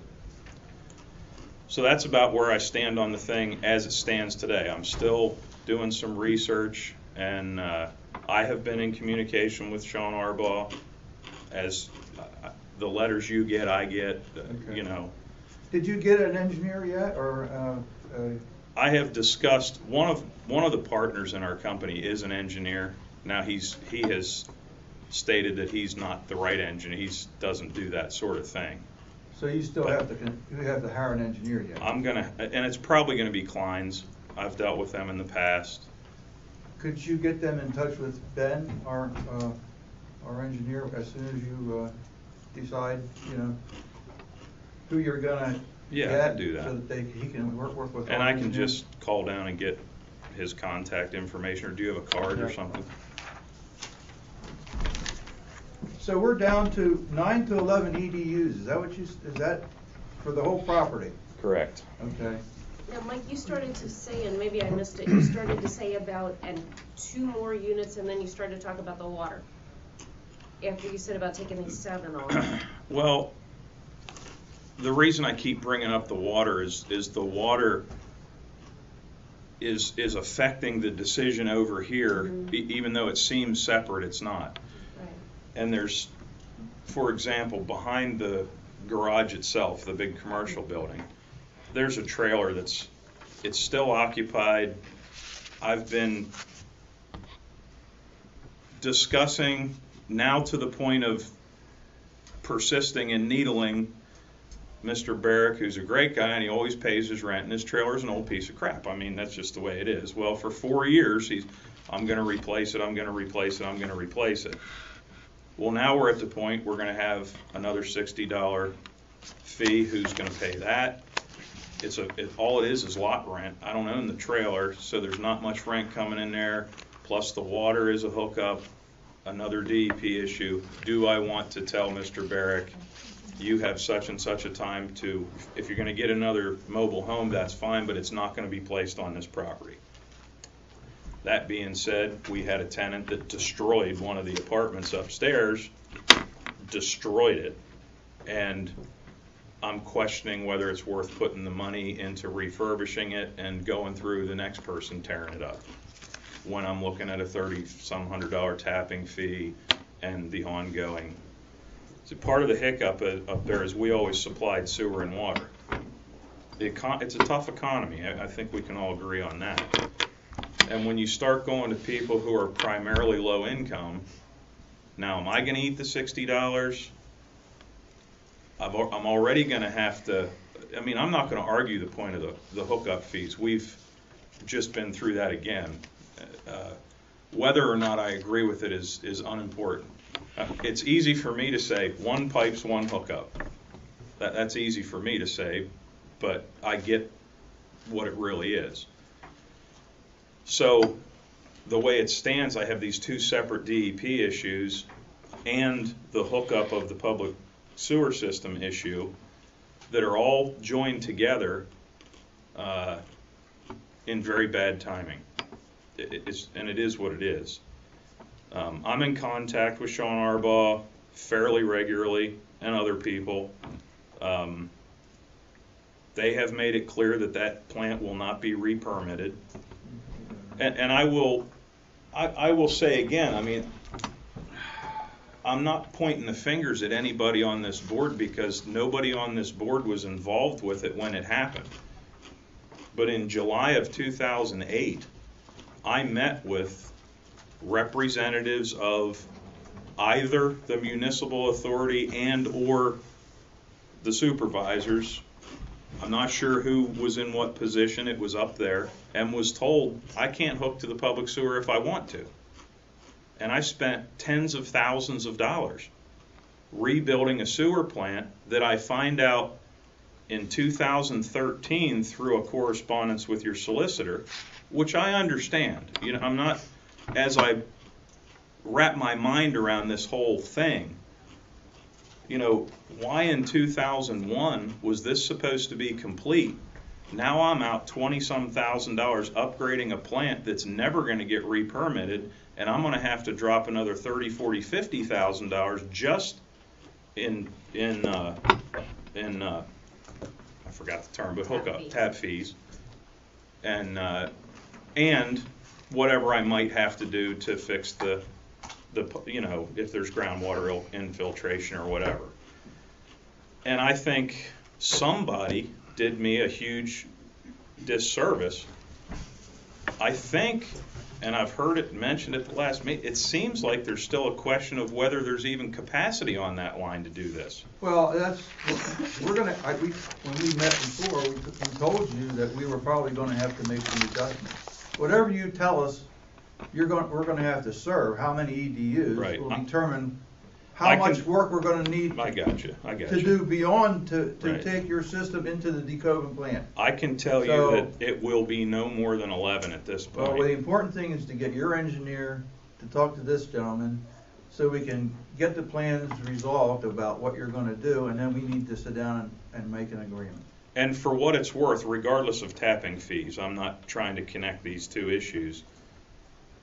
The amount of water that comes out of the ground, with the exception of groundwater infiltration, theoretically is the amount of water that's going to go into the sewer. So I have my engineer, whatever, I know how much water comes out of the well. We meter that. We have to by law every day. And that's going to drop substantially because I'm going to eliminate more than a third of the tenants. So the whole thing. You don't have a meter on your existing sewage plant at all? We don't have well, no, because it's our plant, so we don't really care what comes in. We know what water's coming out of the ground, and we have to treat to a percentage of chlorine and dechlorification, however much water. Like, for example, we get a huge rainstorm, the amount of water that goes into that plant goes up dramatically. That's an indication, then, for sure. Well, I mean, it just goes in from the sky. I'm not saying it's coming in the pipes. All right. And then, the tapping fees, I'm gonna eliminate $2,800 a month in rental income, which is not a fair picture because I pay the heat, the electric, and everything else. That's the problem. I add another 60 plus the tapping fees. It's just not worth it. And unfortunately, these people are gonna have to. Well, it's unfortunate you went through all this and spent that money. Nobody here, is happy about that either. So. And I'm not blaming anybody that's here, and maybe it's a moot point, but I don't understand why I was told when obviously somebody, if they didn't know, should have known, say, wait a minute, there's an ongoing issue with this whole sewer thing, and it's very likely, and now, because I had not purchased the property at this point. I based a part of the decision on, okay, I have to deal with this plant that's old. I had somebody come look at it, and it's gonna need pumps, and it's gonna need this, and welding, and blah, blah, blah. And didn't somebody from DEP, an engineer, review all this? Well, I have a problem with that also. You didn't have anybody from DEP review it? I've had DEP has inspected that plant since the day I've owned the property. And that's a whole nother issue, and that's not the board's issue. I have a distinct problem with that side of it also. Nobody told you that it was gonna not be permitted, huh? I'm being, well, you're operating on a provisional permit, and you have to make this repair, and we're gonna come down and inspect, which they did. We had to maintain operators, we had to maintain all this stuff, and then I get, and I'm only saying this so maybe you can empathize with my situation. I get a letter from your solicitor essentially demanding I hook up to the sewer that I know doesn't exist, and within 48 hours I get a letter from the DEP saying there's never going to be a permit for that plant because it should have been gone 10 years ago. What? I haven't owned it 10 years. And so here I'm sitting, why don't I know any about this? So that's where I am at this point. The EDUs are going to be, like I said, 9 to 11. I'm looking into getting the pipes preliminarily tested. I know, for example, one of them's fairly new because I replaced it, so I don't have an issue with that pipe. But there was mobile homes and stuff on that property, and I'm going to have to ensure that none of those lines are still feeding into the manholes, because quite honestly, I couldn't tell you how much water comes into that plant right now because I don't care. It doesn't make any difference to me. We treat it, and that's that. Well, okay. Well, when did you buy the property, Mr. Ward? It was summer of 2008. Okay. And let me ask you, Or 9. I think, I'm pretty sure 8. okay. I want to make sure I'm clear on something. You talked about shutting down, I think it was the old motel, Correct. which was about 7 EDUs. And then you went on to talk about some other things, and you said that left you will have about 9 to 11 EDUs. And then you said something about it not being feasible to continue. I was referring back to the You were motel referring back to building. the 7, Right, okay. right, So, right. so your plan now would be to end up with 9 to 11 EDUs? Correct. Okay, gotcha. And it's ironic, it'll probably end up being 10. I mean, I hate to every one I get rid of is rental income. So it's a catch-22. I'm gonna lose it one way or another. Well, I'd ask that, we try to keep the communications between us, good. I mean, like if you get an engineer, make sure that Ben knows Yeah, I'll do that. who he is and that they start talking to each other. Let us know, where you're at. You may have to get an attorney if we have an agreement, Well, if we have, Eventually have an agreement to do whatever we're gonna do. if we have an agreement that is drafted and appears to be acceptable to both parties, I have an attorney to do that Okay. sort of work. Okay. That's not a problem. Okay. Then you'll have him in touch with Certainly, yeah. all right. And we'll see where this goes. I mean, I'm still, like I said, it's a daunting task. I don't know if you guys have seen it, but when you go approach this Act 537 plan, I'm thinking I'm gonna see that folder. This is volumes. I mean, it's astonishing. 4 books or so, am I Yeah, it's right? 4 new I books. think it's 4, and they're It's not. A, B, C, and D. Yeah, they're not little books. It's a lot of papers. Well, the way you're seeing it, sounds like you've got a pretty good idea of what direction you're gonna be heading here. What, in my opinion, do you expect or would like to see the authority do? Well, So we can get this thing moving. This thing's not gonna happen. I mean, right now, there's nothing here. On either side of us, we basically got nothing resolved tonight, because all it's gonna do is satisfy nothing with DEP. well, like On I either said, side. It's not just you, it's us too. And we need to get something moving here. with the information I've got available to me at this point, it would be my contention that my company is not responsible for getting the line down to where the plant's not supposed to be anymore and the pumping station. I'm not gonna argue the tapping fee point. We've been through all that. I'm not gonna argue the groundwater infiltration and the need to determine if that's happening, whether it be through replacing pipes or putting a meter on it so that we know how much sewage is coming in. Both have been discussed in the past. So you're saying, in the way you're understanding it, it's our responsibility to have it there so you can connect to it, That's pretty much the way I see it right now, yeah. okay? Now, To your property line. No, No, he wants to the everything. grinder pump, to the wet well, Well, pump station. pump station, wet well, whatever you wanna consider, okay?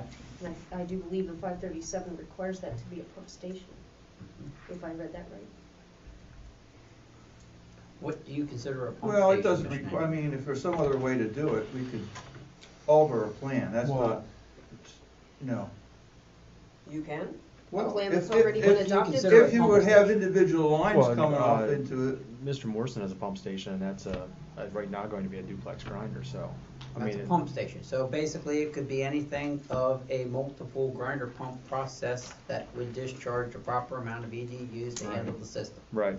So it could be a duplex, quadplex, whatever size would be Mhm. satisfactory to make this thing work. Yeah. It does not need to be a concrete wet well, deep installed like we have at some other That's what I installations think. of our process. that's what I think. I have one small question, not that this is gonna, in the scheme of things, gonna make a big difference. Who powers these pumping stations? Is that powered by the landowner? Or, I mean, I assume they have to have a, There would have to be a power Electrics. source there, I would assume this would be, I don't know, that's kind of gotta be discussed, and how that grinder pump is gonna be maintained. Who's gonna maintain it?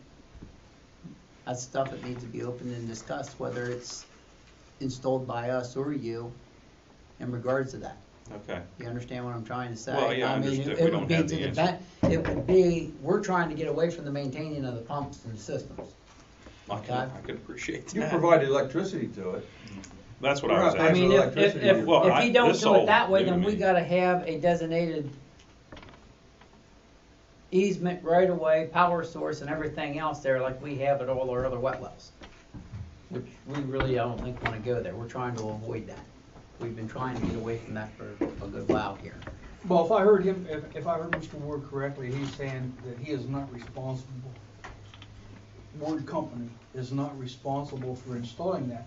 If that be the case, then we are going to need rights of way and easements to install our stuff, no matter what. Well, we haven't made that decision yet as a board, that we would do that. Right. I think that's an issue we need to discuss among us. Quite frankly, I'm not in favor of that, that's another issue. I will add this into the mix because it's gonna either be completely gone or partially gone in the end. Whatever is there, I mean, there's a building there and there's power there. I don't know if any portion of the plant itself could be used for, there's an enormous hole when you empty those tanks. If any of that can be utilized, whether it be in the end the township or the authority or myself, whatever, I don't have any issue with that. There's no use in. Personally, I see the only thing that could be of use to the municipal authority is that brick building. Yeah, it's a nice, as it goes, it's a nice little building. It's a good solid building. What size is your line feeding that treatment plant? I think it's 6-inch. I could be wrong, but I think it's 6-inch. And is that a SDR line or cast iron or what? Well, it's really close. I think it's cast iron. Once again, though, I could ask the question and get the answer to the person who takes care of it. There's a manhole directly behind that unit. Literally, probably, you were up there. I mean, it's close, 5 feet, 10 feet, maybe.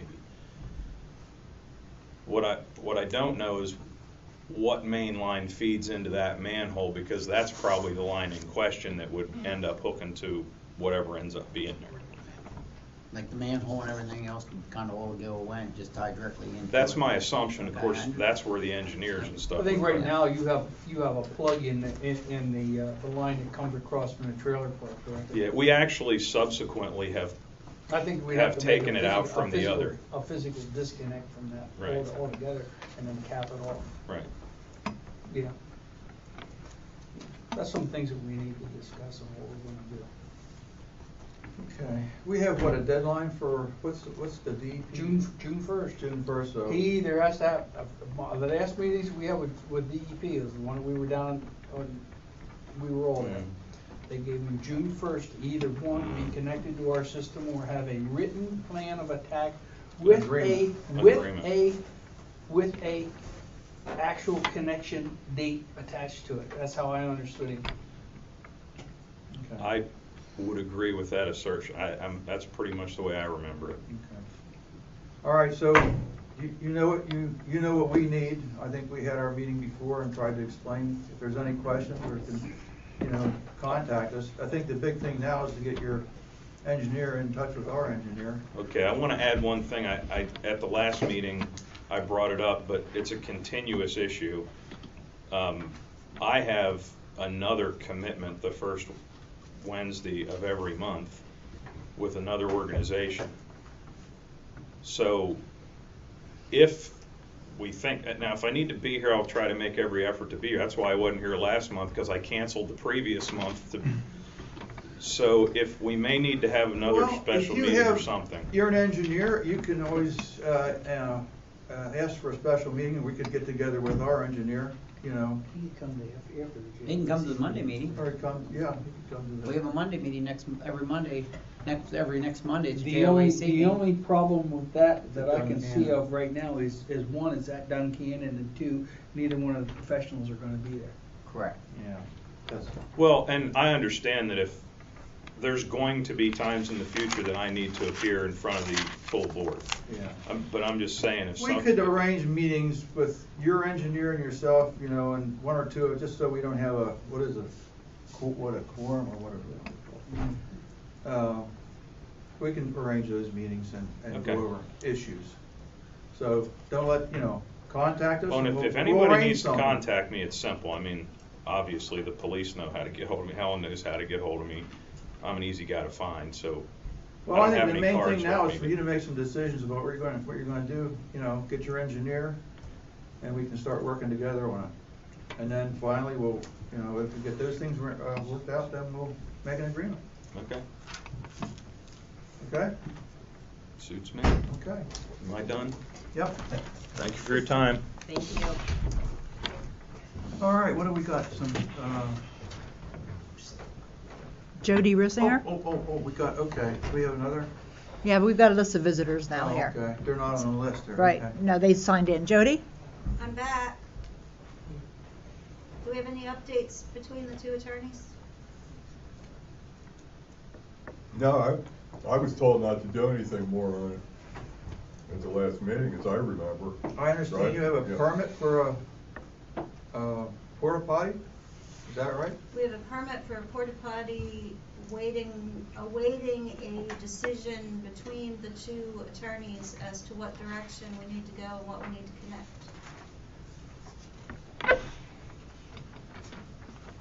Is that correct, Cece? I'm looking in I thought there was something in the minutes from last month. I wish Henry would have stayed because he's the one that actually directed me back here once again that I needed to speak to this board because according to Mr. Wagner at the last supervisors meeting, he's had no contact with Mr. Chateau regarding this issue that we raised in November, that quite frankly, the circular references are getting a bit old. And my frustration level has I think I've. Well, I don't know that there's anything we need to do here. We have not approved the March minutes yet, Okay. but there is something in there about that. Can this be redirected once the minutes are approved? Since we already did skip the approval of the minutes? Ready for the pledge? These minutes have not been approved yet. I know that, that's what I'm saying. Well. I think you would find that helpful. Okay. I'll defer to the approval of the minutes so I can find out what's in the minutes because I was not at the March meeting. I apologize. Okay, we have, One thing I will tell you, I have been researching our drawings and our notes and everything, and I can only find that one tap. Now, I know there's another tap on that line on the other side of the property. I know it's there. I'll work on it. All right? I can find no reference as to where it is. So short of tearing that whole thing up, I don't know where it's at. Okay. All right, I guess we need to approve minutes. okay, we have March 6th minutes and March 11th minutes. So we're March 6th, because I think that's what CC wants to talk about. The agenda says March 6th or February 6th and February 12th, and they are actually March 6th and March 11th. March 6th and March 11th. Yep.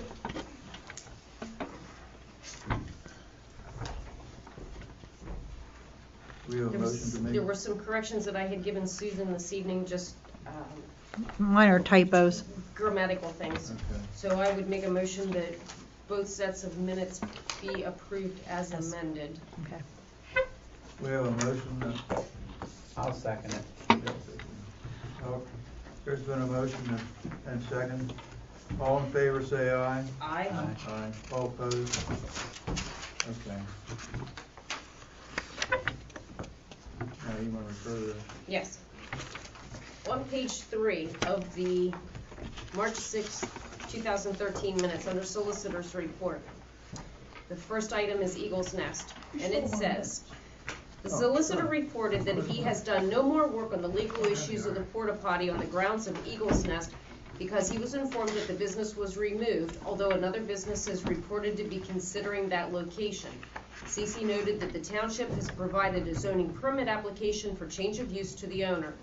The solicitor offered that Eagle's Nest use of the property had been grandfathered, while any new use will fall under the domain of the Unified Construction Code. No further action will be taken until it is ascertained if the new business has a bathroom." End quote. That's what you missed. Okay. The new business is moving into the existing building, which does not contain a bathroom. So, we're back to November. I have a letter ordering me to connect. But there's no bathroom. There is no bathroom. The facility is still a portable construction trailer that can be moved from one end of the property to the other. The current tenant, who is awaiting direction, has talked with the township's engineer. We are appealing the township well, not the engineer, the zoning officer. We're appealing that decision.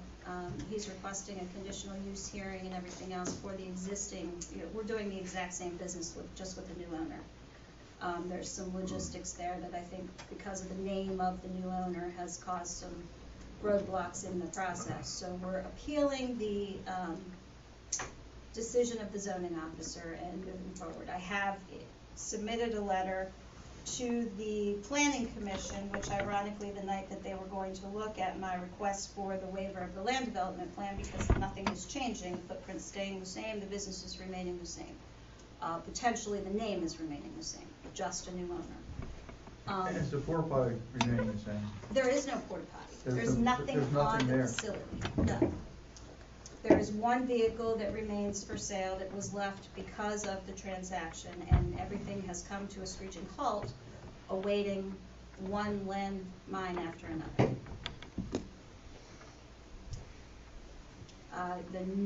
So he's not gonna have a porta potty there, and he's never gonna ask for a porta potty permit. I have a porta potty permit. Perdix Fire Company has a porta potty permit that was issued by the township pending the decision of what we needed to connect within that trailer. But wasn't that a temporary, that was a 60-day permit? No, there is no expiration because Helen didn't put an expiration on it. She said you gotta wait till you get a decision from whichever board to see who or when or what you need to install and connect to the septic. I said, when does it expire? She said, it doesn't. Exact words. So, I'm back to the original question of November and December and January and February. Get with Rich and get this resolved. Yeah, I mean, at the last meeting, Done. I was told not to do anything, so I didn't do anything. Well, I don't know that there's anything to do. Get with Rich. Well, yeah, there's something to do. The Board of Supervisors I'm still dealing with a porta potty. Uh-huh. The Board of Supervisors is contending that it's this board who needs to make the decision. That the only decision that they have to make is they send the letter ordering us to connect. To connect to what? That's my question. What do you want me to connect? It's crazy. I don't see anything to connect to. 1996, whenever Lower Duncannon was sewered, there was a number of properties along Valley Street, Morgan Street, that had outside facilities. They were required by the then municipal authority to construct inside facilities to connect to their sewer. All right? In 1996, if property owners were required to construct inside facilities, Sam's position is, in 2013, they need to construct inside facilities. The porta potty needs to go away, period. If the property owner or Perdix Fire Company deems that they need a porta potty for that, they're telling me they need a system, right? As long as they say, I need the porta potty, then they need the system. Porta potty goes away, Sam's concern goes away. That's my position. Now, I'm only one of four right now. And by the way, we are only four. Oh, I shouldn't have said that, because I didn't come up with it. I think go through again. I'm sorry. That's my position. If it was good in 1996, it's good in 2013 and beyond. These were people that were living in a home and had, what, kitchen facilities and so on and so forth, right? Tell me the difference. Well, the difference is there's nothing there. Tell me the difference. You They work had an to 8-hour construct- day, you're not gonna go pee all day? They had to construct facilities. What's the difference? What's the difference? My opinion is there needs to be a grinder pump on the complex. And then Well- it's their decision, and the structure's already there, and then it's up to the requirements of what makes it need to be hooked up. Well, who wants to make a motion? Because the grinder pump's a constant thing. I mean, it's within the 150 feet. Who wants needs to be- make a motion? There's a connection there. Who it wants to needs make be a hooked motion? up. Let's make a motion. Somebody make a motion. 3,000 feet from, it's commercial property, so it's what, 3,000? Is it Yeah, the distance it different? don't matter, it's still within I know, 150 feet, don't but- really matter, you know, it's within the connections of the boundaries, everything's supposed to have a grinder pump on it, hooked up, it's supposed to be hooked, you're supposed to have the ability to hook up Okay, to that lot. we have them install grinder Let's pump make a on there. somebody make a motion. Go ahead, so we can discuss it. Okay, I make a motion that the grinder pump has to be installed on the complex. Tap's already been earmarked, it's already been agreed upon in past times, and that's the protocol that we've established. Okay, we have a motion on the board, on the floor. We have a second of the motion. And I'll second for discussion. All right? Now, when the discussion is, we're gonna have them install that grinder pump on there, are we also gonna require that they can install and construct a facility within their office? Well, I guess we should. It only makes common sense that we would. They have to have facilities to hook it up to. There's no sense in putting it in if they don't have facilities. Great.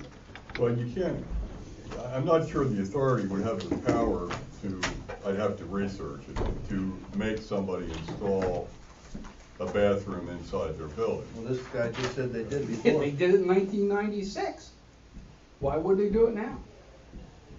Were they portable buildings? No, they were not.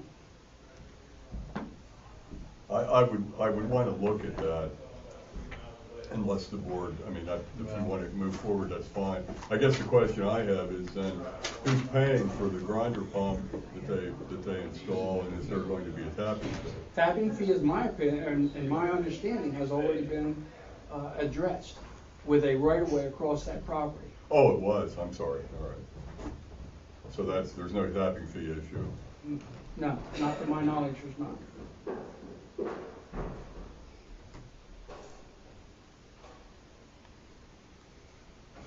Do we have any further discussion on the motion? Might want to refer to section 3.4 of the rules and regs for some guidance. Since I don't have it, could you enlighten us? Connection procedure and specifications. All contractors and qualified individuals installing connections to the sewer system shall comply with all of the authority's rules, regulations, and guidance, and all federal, state, and local requirements, including but not limited to the following. 1, the latest township ordinances governing sewer connections and township road occupancy regulations. 2, Pennsylvania law, which requires that a utility be notified in advance of work to be performed in the area of utilities facilities. 3, Federal Occupational Safety and Health Administration regulations. 4, Pennsylvania Department of Transportation regs for work within a state right-of-way. And 5, DEP stresses encroachment and soil erosion and sedimentation control. My concern there would be item 3 for OSHA.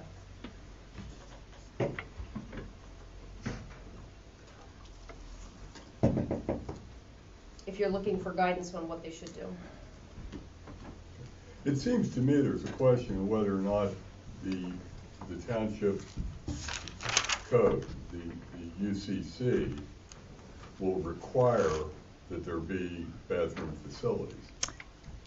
That's something that the authority can't determine because it's not your code. But if this is considered a new use, a change in use, whatever the code language is, that would require facilities, then the question goes away on its own. In other words, Okay, if it's a business, there's. Well, I'm not the township solicitor, so I can't, that's not my prerogative.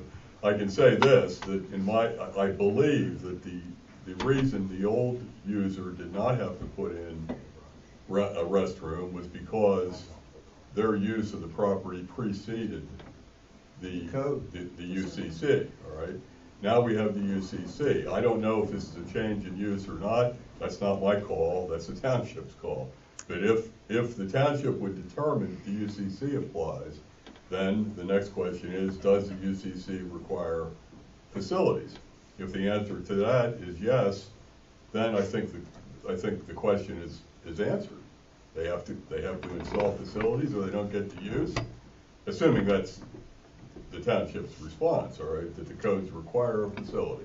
If the code requires a facility, they either put it in or they don't have the use. And if they put it in, obviously they have to connect to the public sewer. So your opinion is that we should ask the township solicitor what their position is? Well, I don't know if the township's taken a position yet on whether Well, I guess this, it sounds like something's been appealed. I don't know what all mechanisms are going on. I don't know if somebody's applied for building permits, whether the township building official has made a judgment yet on whether the UCC now applies. There may be a serious issue as to whether this is a change in use. I don't know, but it seems to me that's a threshold inquiry here, because that may resolve the entire matter.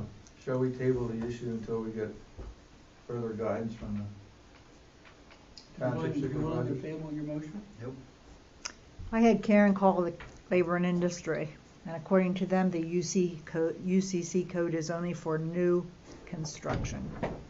And I don't think that's true. Okay, that's I wouldn't- that's what he told her. Well, He referred her but back.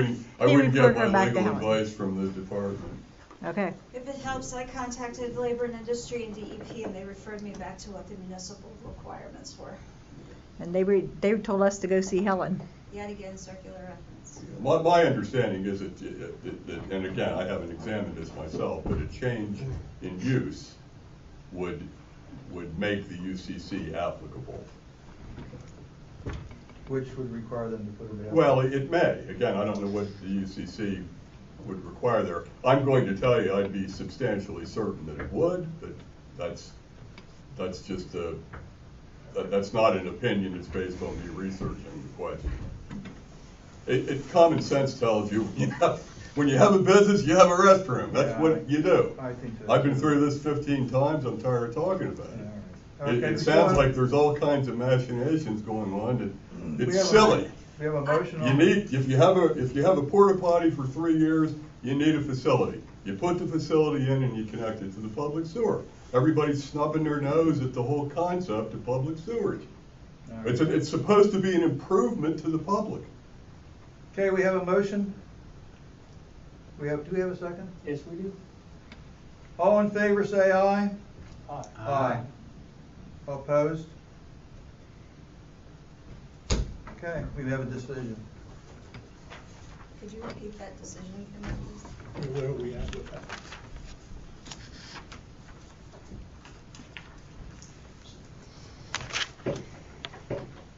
The motion was to require the installation of a grinder pump on the property. And the connection of the, I think I just made it to the grinder pump, because the facility needs to be. Right, The I- zoning, planning, or whatever this thing is not carved in stone yet. You can't mandate something that we don't know what's happening yet. But we can put the grinder pump in, so it is 100% ready for any use that goes on in that property, which is what's been going on all through our township already. It was my understanding it was the grinder pump to be installed Yes. on the property. okay? Yep. Mr. Snow, or Chateau, Yes, sir. is you're concerned about the need for a facility in all places. Last year, for 5 days, everybody in the 957 area code was in the same condition that the Eagle's Nest will be in for 365 days. For 5 days, nobody had bathrooms. Right, I understand And- that. In my opinion in that, Bob, I'll That's an answer that for emergency. him. For an emergency situation or a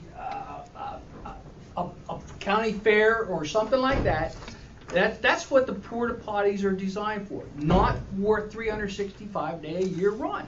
I understand that, and this is what, when I listened to all that Henry went through earlier, I was to many of them meetings, and I sympathized with, what was coming down the road. It's definitely not the best system to be setting on top of, I can tell you that. My only point is the porta potty is obviously, patently obviously, a temporary use. It's an event use. If it's there continuously for extended periods of time, it's a bathroom, okay? You put a bathroom in, you get rid of the porta potty, but you can't have it both ways. You don't have a permanent porta potty. If you want one, I guess you could connect that to the sewer. I don't know if that's possible or not. I think we already visited that. But you just can't have it both ways, folks. I don't know why understand we're this in is. Perry County, but I don't know why this is so complicated. I really quite don't. honestly, I don't either. I'm willing to install a grinder pump, I just still am unclear as to where and what I'm to connect. Well, I guess So we need to I make have the to go recommendation to wait. the supervisors then, right? Pretty Why? much. Yeah. We can install a grinder pump ourselves. Why No, would but I we need to mean, I make a think- recommendation to the supervisor? I'm just asking, I don't know. Well, What's your reason? How are you gonna bill for the, are you just gonna bill for it then? That's to be decided. We haven't made any decision on that. That's what, 4 foot deep in them, aren't they? 5 foot. Sure.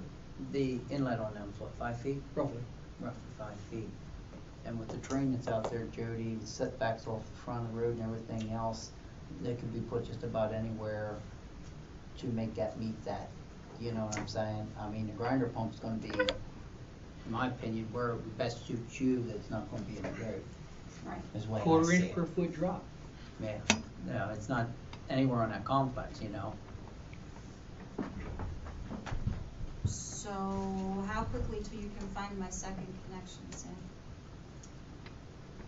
I can't. If I hire somebody else to do it, good. I've looked, I cannot find it. The upper one. The other one, yes. This might be a really dumb question, but shouldn't that be on the paper, the maps that Dolly used? It is not. Dolly did not work. Dolly on did that. not do that. Oh, they didn't do that That part. was all, Oh, well, whoever did it, shouldn't it be on the prints? The lower one is, the upper one is not. but you're sure there's one up there? Your brother and I worked on it. We had the agreement for the right of way through there, that was to be 2 hookups put on it, but we weren't sure where the building was gonna go when they did that. He's correct. The reason we worked on it is because they were plowing snow up there one time, and they run the snow plow across everything, and the pressure on it just dropped everything down and snapped the valve off the rock. So in other words, curb box and everything's buried, It's gone. going. There's a valve down the ground somewhere, going. or a half of a curb box. It's gone. The valve is going too. I don't know where it's at. My world. No way to locate it other than digging it up. There's no tracer lines on it. There's Maybe- nothing there. I don't know. We have somebody down there and just dig that whole corner of that lot out. Yeah, we can find it. You wanna pay for it. If they wanna let you dig up their lot. But I don't know of any other way to find Figure out it. if you need the upper one or the Is there lower any way one, to do it Jody. by You know what cameras? I'm saying? I mean, distance wise, anything to the back, slope wise, you could probably, I don't know. Take a look at it, see if you can use the back one. If you can't, we'll have to see what we gotta do for the upper front one and make it happen, okay? We'll get some. Okay? It's not there. I There- don't know who there's- took it out. It's not there. It's. Was it capped off then, Sam, or? See, that's what I'm thinking, how much IMI's getting in there, you just got an empty, open pipe sitting there. took the metal detectors down there, there was a big truck sitting beside it, there was a shed there, metal detectors are worthless in that area. There is railroad slag and stuff around in that area, metal detectors are virtually useless. But it is, I mean, like I said, how far off the property line is the other one, from the property line? I can't tell you that right now. We can get it off of the other prints, the other drawings, maybe- and we can work from there. Anyway, that's where I would, if I was gonna do it, that's what I would do, use that for a starting point. Start the property line, work your way down to it, be the only way you can do it. Yeah. There's ways of doing that, figure out which way you wanna go. We'll see From what what I we understand, can there's do. an issue with the northern property line with that tenant, or that owner is questioning, the one that we're not sure where that connection is, that owner is questioning the property lines. So Mr. Braddock is also involved, just FYI.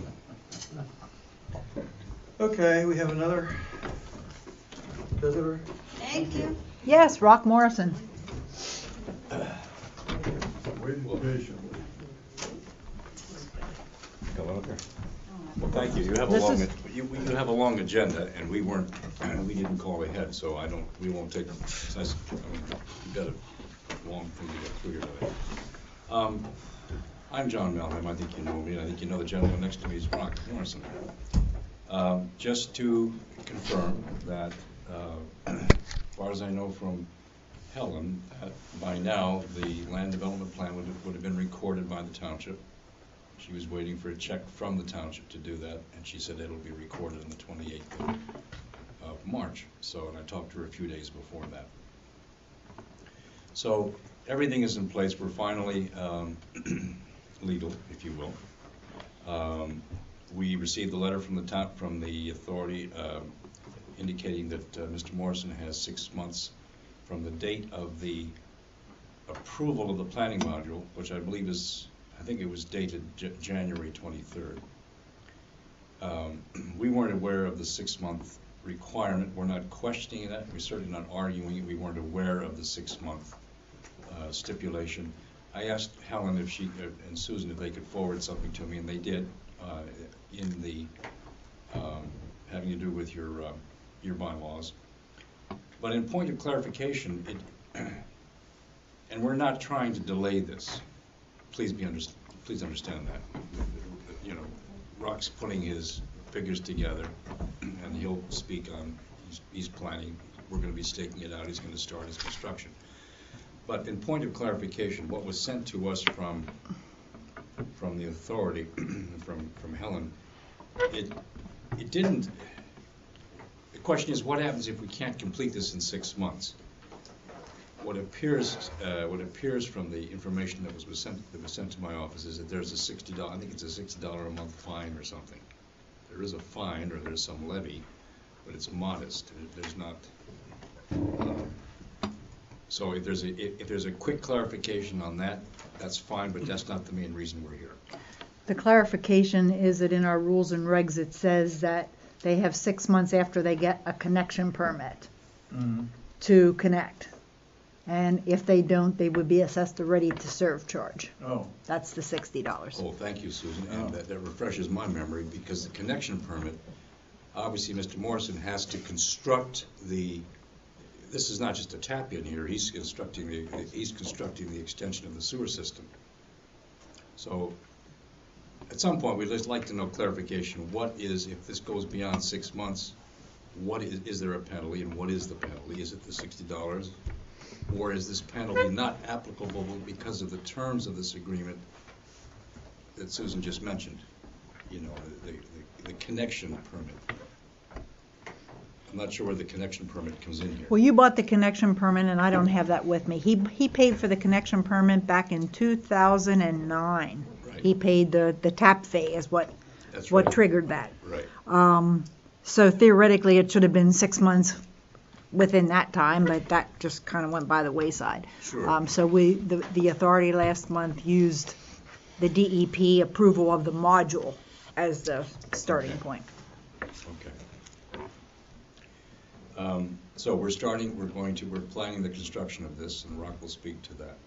Now, the reason we're here tonight is in reviewing, and the reason I went through your minutes was because at the time, this is before I got Susan's response, neither Mr. Bunt nor myself were aware of this, the 6-month stipulation. So we went through some of your minutes.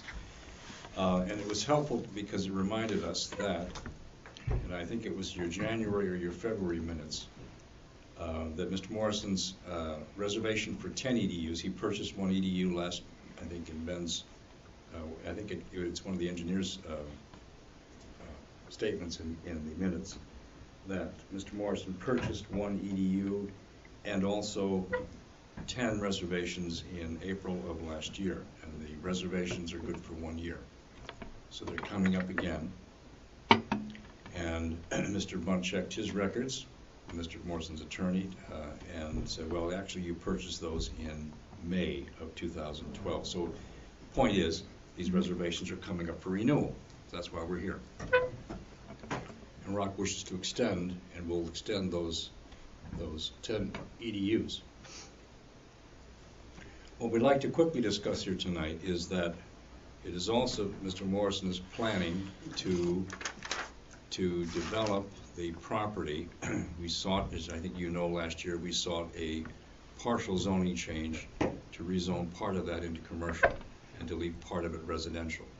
That was denied by the township. We chose not to fight that. So what the plan now is to use, and I have a plan that we used last year for that zoning application. The plan is to develop residentially part of the tract of ground that he purchased last year. We can fit within the zoning requirements. We can fit somewhere between 25 and 30 lots, just for a round figure, as we presented last year. It's all predicated on a water study, which is required by the township, and we're in the process. I've met with a hydrologist, and we're in the process of starting that study, which is an extensive study that will be done to ascertain how many wells this property can support. So we come to you also because in one of these minutes, the last few months, I believe I read that, and I think it was in the engineer's report, that there are 15 remaining EDUs in the Cove plant available. And if I'm paraphrasing the minutes, I thought they said, and I believe they do say, that in April, the April meeting, the authority would be discussing what to do with these 15 EDUs. Excuse me, Mr. Mellon, are you referring to the Kincora plant? Yes. What did I say? I said Cove. Cove? I meant, yeah, Cove Road. I'm sorry, Kincora. Yeah, certainly Kincora. On Cove Road, yes, the Kincora plant. Thank you. So if my information is correct, if these 15 EDUs are potentially available, we're here tonight to indicate that we would like to formalize an offer to purchase for a year's period those additional EDUs to support the submission of a residential subdivision along the lines. If you want to see it, I can show it to you. If you don't, we don't need to look at it. It's the one that we presented last year. But to submit this to the township, obviously there would have to be a certain amount of EDU capacity in conjunction with the application. That's why we make the request. And we will be formalizing this in a letter shortly to the authority for your consideration. That's why we're here. There is potential thought that we might also consider releasing some of the EDUs from the land development plan, the 10 that we have here, 11 that we have, because we don't need those right now. We would like to reassign those for the residential subdivision. I think the board is aware that the only EDU we really need for the existing building and the land development plan is one EDU. That building has a wash basin and it has a toilet, and it has something like 2 employees. So it won't even use that one EDU. Now that is the only feed or the only supply going into the pump station that Morrison's will be constructing. and we've discussed that with Ben. It's obviously the low flows low flows from that one facility. It's going to be a duplex, and it won't operate very efficiently, of course, until we get more EDUs flowing into the system. Ipso facto, our proposed residential subdivision on the adjacent ground there to tap into this system, thereby giving, hopefully in a phase 1, 10 or 12 EDUs. I believe it's part of the authority's agreement with Mr. Morrison that upon 10 EDUs, the authority might exercise its option, correct me if I'm wrong, Mr. Chateau, but we spent years putting that agreement together, that the authority would entertain the option of taking over that plant and running it upon the flow rate of 10 EDUs. So we believe our request fits in with the spirit and the letter of the agreement with the authority, and that the authority wants to move ahead and at some point operate, or at least exercise or consider exercising your option, whether you take over the Morrison pump station or whether you leave it to Mr. Morrison to operate. That's your decision at that point. That's why we're here tonight, just to informally apprise you of what we formally will be applying for. So you're going to submit a letter? Don't you think we should? I think so, yeah, I think it'd be best. We discussed it with Mr. Bunt, and he thought we should be here tonight, and frankly... No, it's good that you gave us a heads up, I think. And so if I'm understanding this right, you'd be reserving capacity instead of for the 10 EDUs that you previously reserved, you'd be reserving capacity for a total of 25? Well, I'm not sure how we work this. This will be resolved by, I did discuss this with DEP to get their, and this isn't the evening to discuss it. But they said really it's up to the municipality. DEP doesn't really care what we do with, if we can reallocate some of the 11 EDUs from the land development plan. Right. If that's acceptable to the municipality, to the authority, and work out the paperwork, whatever that is. Clearly, Mr. Morrison could not, frankly, he doesn't, the economy's changed, as everybody knows. So the buildings that were envisioned on that land development plan now are in the distant future, if at all. See, I was trying to get the zoning for commercial. Since that doesn't go through, I have to redo my logic on the rest of the property, so I'm gonna develop it. That's where that's at. So if they turn me down as commercial, I can only go, I'm R1 there now. So the only thing I left to do is put homes or lots in there. That's what I'm trying to do. So to answer Mr. Chateau's question, yes, we'd be after he'd want to purchase the 10, and also to purchase the reservations for the remaining 15. And again, only because the minutes said that, implied that it would be coming up at the April meeting for discussion. That's why we're here tonight. So yeah, it's an annual reservation, so yes, you need to request that it be renewed. And that would let us, that would cover us for a submission to the township of, well, it's going to be at least 15 lots, or depending upon how the municipality will let us submit a preliminary plan based on, let's say, 25 theoretical. Depending how many EDUs you have, is how many lots, how many homes we put in. Right, That's exactly. what we end up with. And assuming the water study supports it. Right. If the water study only supports 3 lots, well then guess what? It's a moot discussion, but I think it's going to be, I don't think that'll be the case. So that's it. Not for your time, you know, and unless you want to offer any suggestions to us or concerns. Anybody? Does that plan show the adjoining tracts and mutual Yes, sir. properties? Want me to? Now, this is not necessarily, this is not the final layout. This is the one we used for the rezoning.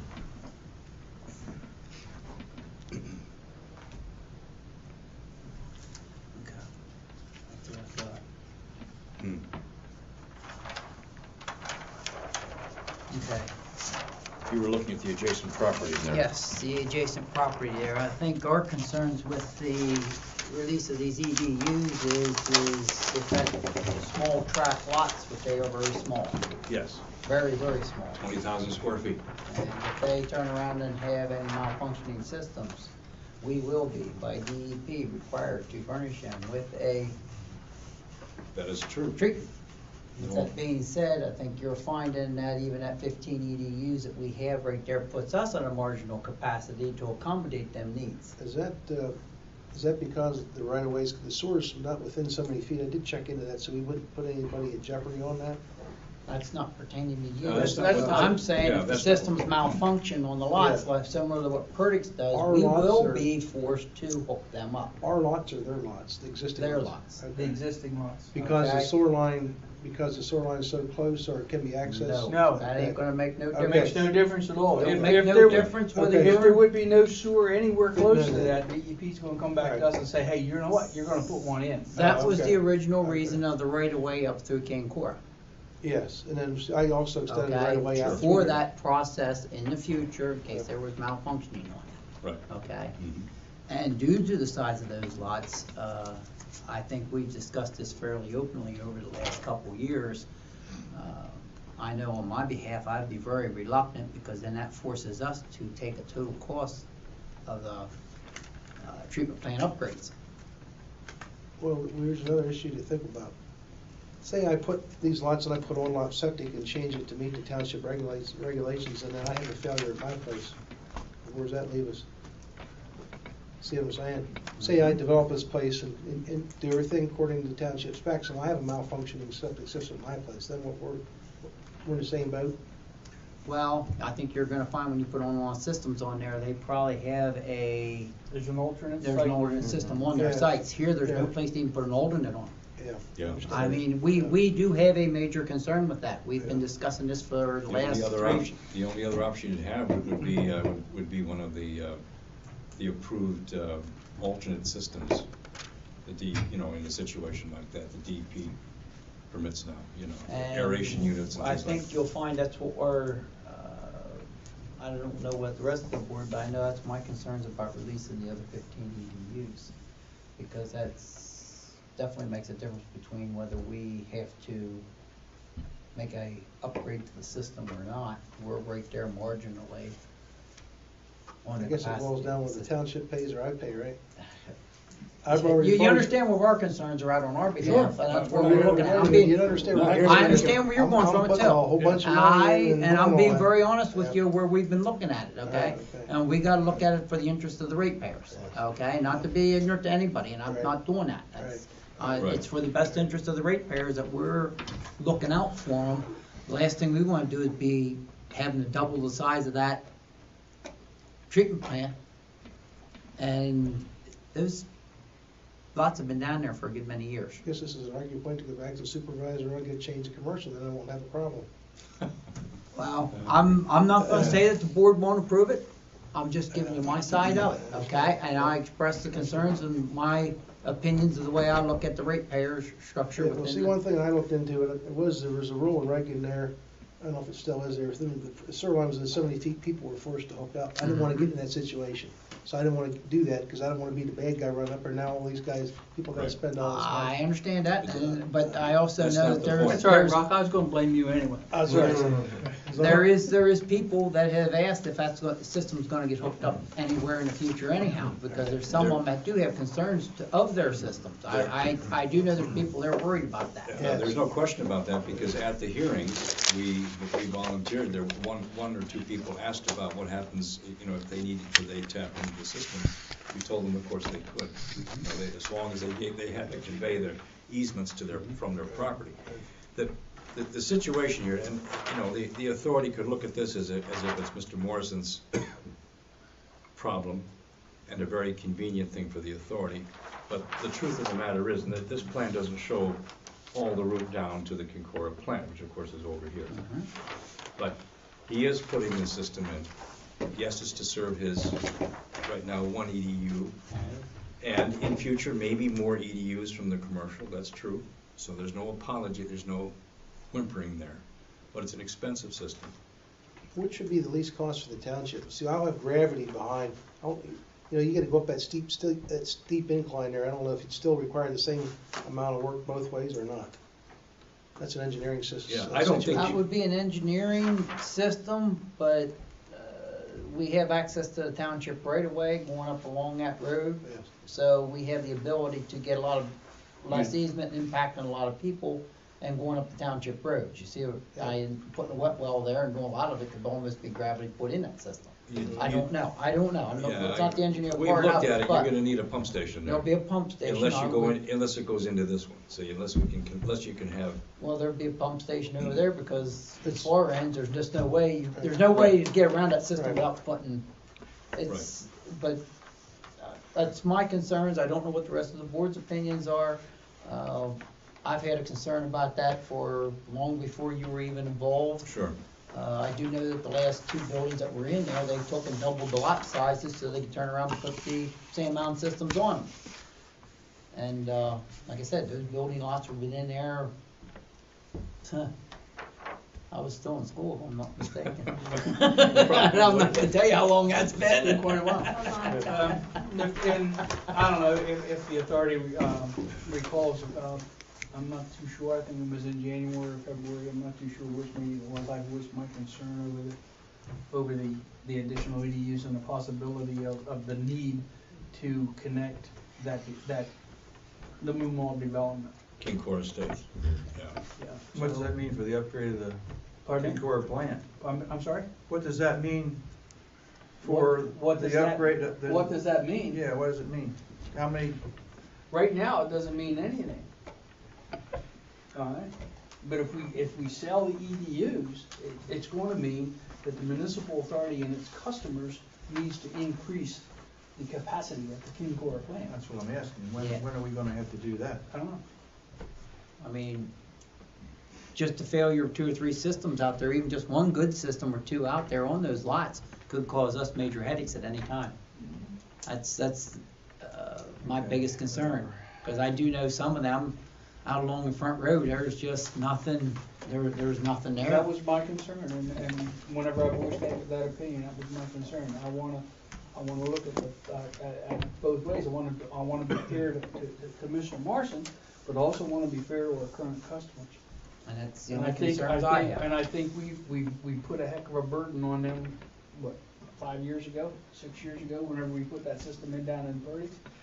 Maybe it's been longer than that, but, we really can't afford to go out here and borrow any more money on it. and the thing is, I want to be just as fair as I possibly can to Mr. Morrison as well. That's John, that's where my problem is. All right, I want to be fair to everybody, and somehow you just can't very well do that. And I just, I want to try to work it somewhere in other words, feasible, where it's a win-win for everybody. I understand that. These people are not your customers right now. I'm just stating a fact. I'm not stating a, and you see, that's where my problem is. Do I want to take Rock's money now? And just and hope like heck we don't need them with these people over here? And I think in all realistically, I'm an immediate need. They're hypothetical, and I think sooner or later they're going to have some. Well, that's something that we're going to have to hash out between this authority. You see where I'm at there with I'm in the land and the commercial. Yeah, I understand where you're at. I'm in a no-win situation. I understand exactly where you're at. And I'm spending a whole lot of money. Do we know any of these people have had their systems replaced? Because those homes have been there, what, 25 years? Every bit that, but probably more. Have they been mandatorily pumped out? I mean, is that law in effect in Penn Township or no? Okay. I know they were talking about that on-lock septic system. Yeah. They don't have that in? They're not using that? Not at the moment. That was adopted. Well, then it should be. That doesn't mean they're doing it. That's part of the 537. We go back to that animal, but My it's in concern there. is if they're not doing that, you just heard the issue we went through here argument earlier with another situation. You forgive me if I was only half listening to that. With Mr. Ward and DEP, okay? Oh, him, So, yeah. I thought you so meant the first we're, guy. not to be offensive with DEP, but everybody has issues with them as well as us, okay? And if we do have an issue out there, they're the ones that's gonna put us in a spot. Then it needs to be adhered to. whether that's us or And whether it that's don't the matter township, I what don't we know, wanna but it needs do, to be a they're deal. gonna say, this is what's gonna happen. Now, what if I wouldn't have There the should sewer be- extension and there should- everything in, but we there still, should have you still been- have to do something There should have been, somehow. Somehow, some way. That's All what right, I'm I trying guess to tell you. we'll It's have one of to them things, whether you're deal with involved this or not. animal it's- sometime in the future and Okay. decide what we're gonna do, so. That's right. No sense in belaboring a dead horse, I guess. Agreed. Thank you. Thanks. Thank you, thanks for your time. All right. All right. Engineer's report.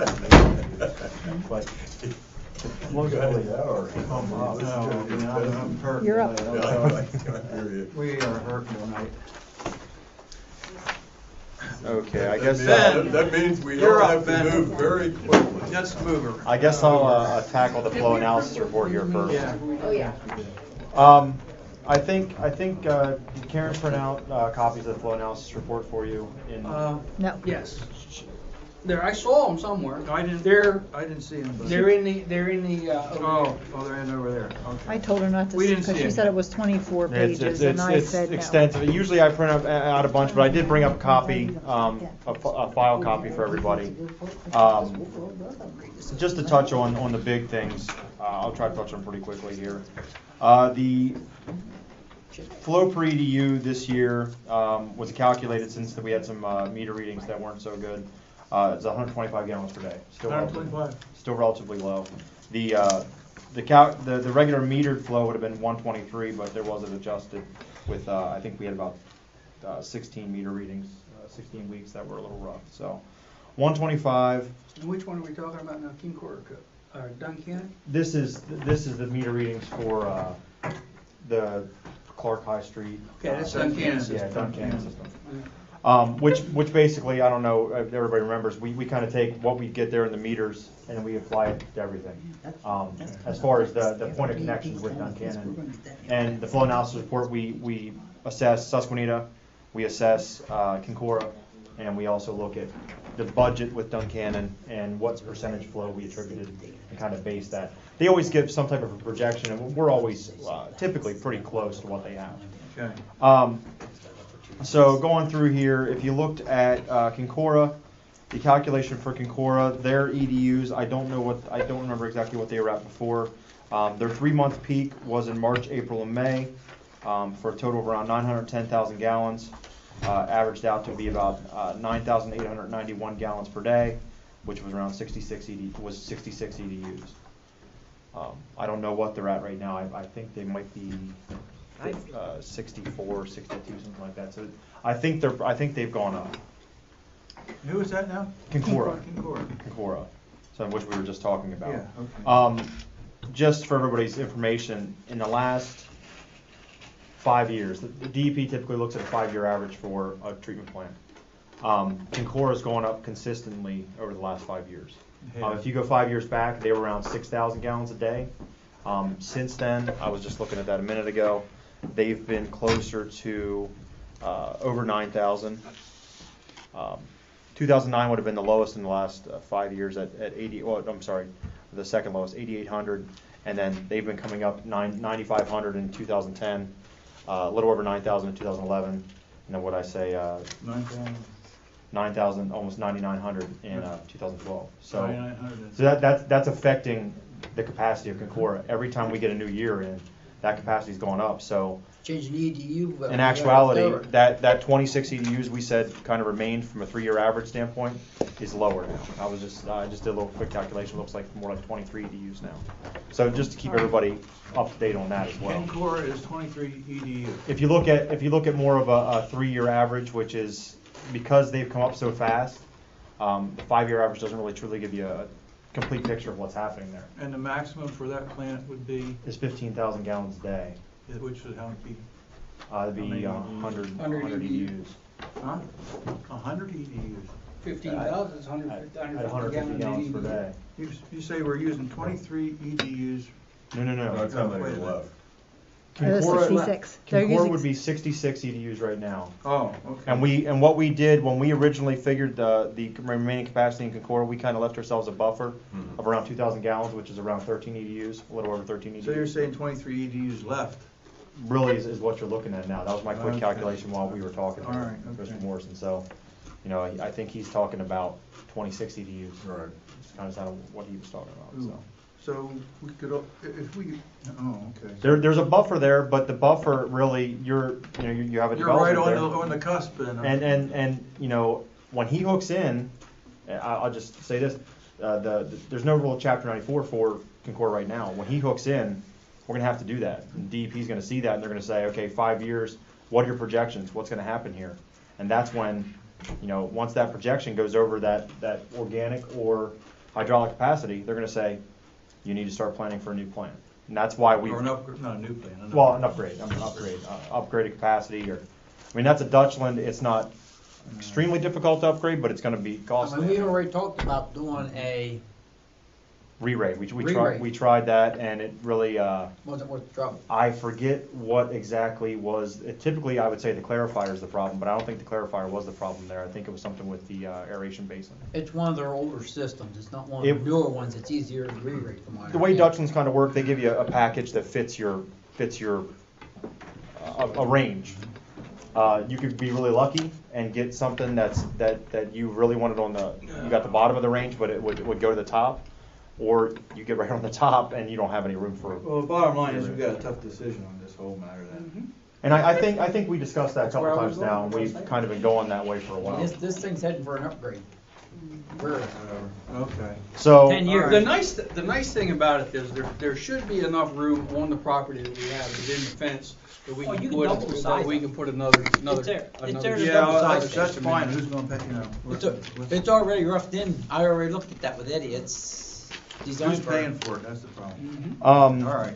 Flow analysis for Susquehanna School District, their peak was, typically it is March, April, May, for a little over 1,055,700 gallons, which was a daily flow of around 11,475 gallons per day. This equated to 77 EDUs. That, of course, is based on their water usage. They, as I understand it, still have a 10% water leak down there. That's what I discussed with Ed. That reflects 10% off of their water usage.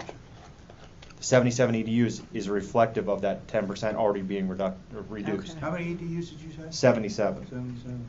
So their actual water flows were higher than that, 10% higher. And that was something that happened last year, and they've, I don't remember exactly what their EDUs were last year, but I think that's a significant increase on their number of EDUs. See, I just never even thought to research it. I think I could have brought that I in. think I have that, actually. I would have brought the old report or just brought a copy of their bill. Susquehanna was 67. It's a 10 EDUs increase on that. Kincora was 60, and I said they would now be 66. 66, so they went up 6 EDUs. So it's an increase for both. Okay. The as far as Duncannon goes, looks like we attributed around 14.89% of the flow, and that equates to $56,632.99 of their budget, which I think was close to what they projected. It might have been within How much of their budget? $56,632.99. I think they projected 56,251.78. So it's close. Typically, their flow variable, their projection is very close to what I come up with. It's always a little bit different, but. So, I mean, those are the three things we really do with that flow analysis report. It's a lot of information to do that. But that's where we're at with those projections. Any questions on that? I don't know. I know that was kind of quick.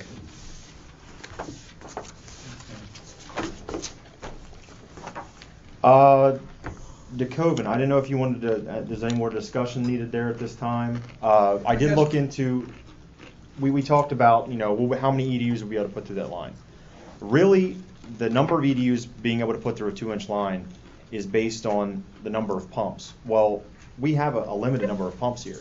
We're talking, I think, 4 existing pumps if you do the extension, when you do the extension, I should say, across the Ellenberger property. And then you have 2 vacant lots. If you add those 2 pumps in, and then 2 or 4 pumps, it doesn't matter, on his property, it's really about wet well size. These pumps are going to pump 11 gallons a minute. So if you put 4 in there, you may get 44 gallons a minute out of them. But if it's 4,000 gallons a day, 5,000 gallons a day, 6,000 gallons a day, you're going to run your pumps more. It's not going to change the pressures in the line at all. So, you know, he's talking about a minimal number of EDUs now. The pump station that was put there was actually probably, I think, E1's smallest duplex pump station. Can handle up to 12 homes. So now you're talking like E1's smallest duplex, which is substantially cheaper than any of the other options, because it's kind of what Kevin Callahan explained last time, was that it's their tried and true model. They've gotten their money out of the mold. But once you get away from that one, the price, I think, goes up quite a few $1,000s. Is that a standard like residential duplex? I think so. I think it's very similar to that. It's the fiberglass, the FRP Well, the housing. reason where I'm going with that, we don't have to buy one. If that's the case, we got one. I'm pretty sure. I can double check on that model. Just making sure that they match up. But I know when I originally looked at it, we were talking closer to maybe 20 or 25 EDUs. He's down to what, 10 now, he said about Yeah, 10. 9 to 11, he said 10. So what you're saying is, the 2-inch line that we have? And if we... The 2-inch line will work if you do the extension. When we looked extension at... up to the... Up to the manhole. What, 2 or 2, what did we talk about, 2 or 3 inch line up across Ellenberg? 2 inch. I mean, at this point, you're looking with the number of EDUs you're looking at. You're looking at a 2-inch, because Okay. if you go to a 3-inch, you're definitely going to go below your 2 foot per second. All right. So you know, E1 will tell you. So we put a 2-inch line across there and a pump, and we got it solved. Yeah, we looked at possibly just connecting that property into that existing line before. Yeah. And I think we had, you know, we said possibly one pump at the very end of this, where his property is. Yeah. You would be riding on the we already rails got with the that. right away. Because And- with that many EDUs, you can assume that you're going to have 2 pumps that are probably going to run at some point. So now you're talking, instead of 1 pump at the end of that line, you're talking 2, and that's you have the potential there to, and now you've added the pumps there at Susquehanna right at the concession stand. So that's kind of out, and that's why we talked about the running across Ellenberger property for how long, because I think we looked at that a few years ago about, you know, what's the capacity of that line and what's going to happen there. So. Okay. So. Yeah, I mean, the EDUs keep coming down, so we talked about a 3-inch, but the 3-inch really isn't feasible at this point, because the EDUs keep dropping down. Let me ask you this on the 3-inch. If the municipal authority opts at a future date to, instead of running south along the school property, between, say, Black Hawk Boulevard, which is where we put the new concession stand, Mm-hmm. if we opt to bring those EDUs north and tie them into that northern extension, then we're going to need a 3-inch line, correct? You can run 6 pumps simultaneously, actually running in a 2-inch line, and you'd be at a velocity around 7 foot per second, which is high, but. What's the dangers if we put in a 3-inch line and say your flows are slow? It's possible you'd have to flush it out. I mean, it's possible you'd have an issue Until we get more. Mm-hmm. You know, Yeah, because now, you know, Kevin Callahan with Site Specific will tell you he has communities that run less than 2 foot per second. But he also says in that same discussion that those communities are typically vacation style communities. So while over the winter they may be running at 0.5 foot per second, in the summer they're getting that usage and they're flushing those lines out. I know we had a client, or I think we're still the engineer for them. We just don't do a whole lot of work up there. Huntington Township, actually Oneida Township, Huntington County, they flush their lines out once a year with hydrogen peroxide to get rid of that. It's possible you'll have some more hydrogen sulfide problems at the manhole you connect to. You know, so you'll probably be better served to line that manhole. You're not going to have a problem with plastic lines. It's possible you'd have a problem with the manhole itself, and maybe a downstream manhole or 2. Whenever this thing comes to fruition, start eating. It's going to eat my manhole cover. Well, it's going to eat the concrete. It's going to eat the concrete. I'd be more concerned with having a car drive across the manhole and ended up in it. Well, you could turn around if you had to. If you put whatever we put in up there, with that building, you could turn around and put something up there to balance that out. The problem is, you're right there. It's like we had this many EDUs, and it was like, okay, well, it's close, and then the EDUs keep dropping, so it makes it less and less feasible to put that line in. You could also, I think we discussed before, lay an additional line there for the future. That's What's the parameters of the 2-inch line and 3-inch line? What'd you tell us last time? as far as EDUs. See, because it's hard to say directly number of EDUs on that, because it's really about number of pumps and the probability of those pumps running. When I say 6 pumps running through a 2-inch line, that equates in the E1 design manual to 31 to 50 grinder pumps. On the 3-inch. On a 2-inch. On a 2-inch. Because you can run six pumps simultaneously and have a 7 foot per second, which is you're on your high side, but it's not a red flag with them. So a 2-inch line, technically, you're talking about length though, because once you get up to 7 foot per second, now you're talking adding 8 or almost 9 foot of head on your line. So as you get long, you can't put in a mile long line with 50 pumps on a 2-inch. It's not going to work, because now it's going to be a head issue. So it's, well, you guys know this whole thing is a balancing issue. It's like, okay, what's the length? Okay, we have this many pumps, but they're close to the outlet, so it's okay, and that's the issue we've had with that line. So it's very difficult to say a 2-inch can handle 35 EDUs or 50 EDUs, and a 3-inch will be able to handle 100. It's hard to say that, because it really has to do with the length and the number of pumps. Is it safe to say that the amount of labor, the cost of the labor to install a 2-inch line or a 3-inch line as opposed to a 3-inch line? 2 or 3. A 2 or a 3-inch line is going to be the same. The only difference would be the cost of the pipe. Yeah, I mean, you're bucket stone. It's all trivial. Yeah, It's all in. I'd say a 2-inch to a 4-inch line is going to be. Well, you'd probably be a 3-inch line, maybe more materials, just because it's an odd size. The bottom line here, though, is more than anything else. You're suggesting now the cost of running the facilities to get to the ward property would be lower than what we had been looking at before. It would be lower. It would be lower as far as the pump's concerned, because we still have the line costs.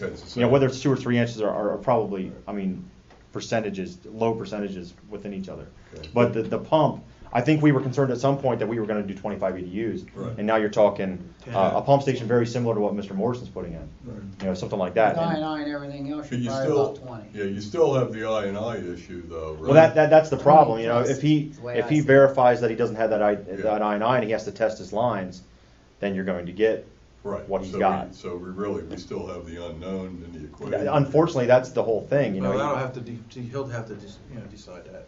Well, at some point here this evening, you're gonna have to. I need to, I think, get back to DEP again, because I told him I was gonna give him an update by the end of this week, because you were meeting. So we do need to discuss. What are we going to tell him? Now, the interesting thing, we tell him that we met with him tonight, and we told him that we need certain information from his engineer. I don't think that's going to satisfy. It I sounds. don't think that's going to satisfy. Well, isn't that the truth? But it's definitely the truth. What do you want us to do? Go beat him with the? I think what they're asking with that letter is they're asking what our intent is. Not say we're going to continue to have meetings with Mr. We're Ward. willing to serve. Our intent is. We're willing to serve. What? No, we're going to serve. Not willing. We're going to end up serving. I mean, the big thing is, and he quoted the Act 537 plan tonight. He said the Dakota treatment plant will be taken offline and connected into the wastewater treatment facility by low pressure sewer.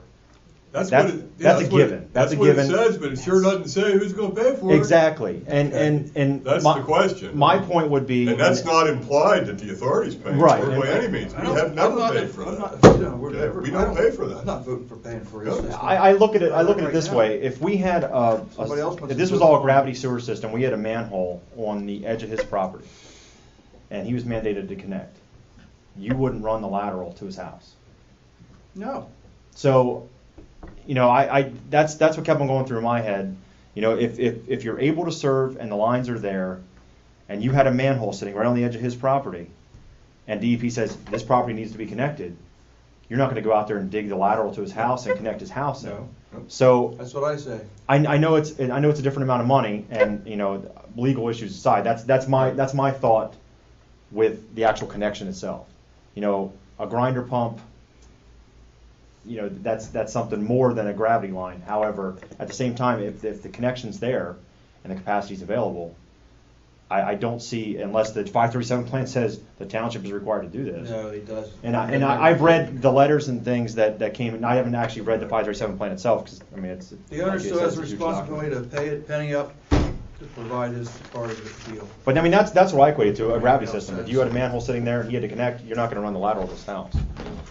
I would make a suggestion, since nobody seems to know what anybody's supposed to do. I would propose that we get another meeting with Mr. Arbaugh, this board, and have them tell us what the 537 says. Who is required to do what?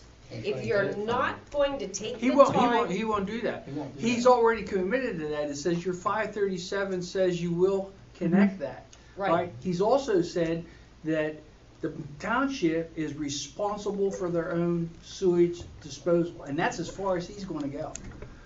Well, someone at DEP who was involved with that 537, surely there has to be someone there. That's long enough ago, they were retired. But someone That's why in the new that kids on the block are department. throwing up the hunt foul. See, it doesn't, we're not, that plan does not do away with our local requirements to make connections, and he can tell you that. I don't think so. If people think that we're gonna pay for that, I'm absolutely adamantly opposed to something like that. That's outrageous. We're gonna have a precedent there we set that everybody else is gonna come in and expect a free system. What's to say we can't have anybody come in and we're gonna pay for their connection, put their system in for it? Hell no. We paid for that proposed plan and need to abide what's in there. And that's how they're gonna stick to it, that's why they're gonna work. Does that say That it? separates it from every other entity that goes on around here. But it still We do has not to have nothing say- to do with it. Dennis. What the chairman of the supervisors are trying to say, it's not our fault, but we gotta fix it. We gotta figure out how to get it done. That's fine, we're gonna do our part. We're not paying for it. If push comes to shove and we have to put this in, can the municipal authority set up a separate connection fee for that property? It's my understanding that the I think you connection could. fees are set up to recoup. Like a special purpose or Yeah. something like that. Recoup your Yeah, I believe you could. installation fees. So, okay. We What could was- actually, what was the according price to on the the, upper side? For that, just the connection on the Ellenberger? On the Warden side. From our line, you put a price, approximate price? Just from the, to From the end of the our main. manhole, to the manhole. From the end of our main to the treatment plant. I wanna say it was like 70,000, but I That's can't. too, I think. That might have been everything. That's the entire. I think that was thing. everything, Yeah. upper and lower. Mhm. I think the code, was it the township code, does allow us to put a system in and bill somebody for it. We could do Oh, that. I think, We could do I that. think you could charge this back as a. What I'm trying to tell you is, if special you take a look, our connection fee tapping charge. fees are dang near gonna cover what it's gonna take to hook to it. No, not necessarily. If it's $70,000, it's not going to, because I did a little bit of Right. fast calculation here. At $3,500 a tap It's right now 30. for 10 is going to be, for 11 is going to be $38,500. So, We broke this down on the last construction cost opinion back in February. It was around 31,500 for the 2-inch low pressure, which included some connection. That included 70 feet in the PennDOT right of way, which we weren't sure exactly where that line was towards his property. That would get you to his property line. yeah, okay. And then the 520 feet from the existing line to the manhole. 31,000. 31,500 was. And then you have a pump? No, that was just, the way we broke it down before was authority cost, like Right. that connection.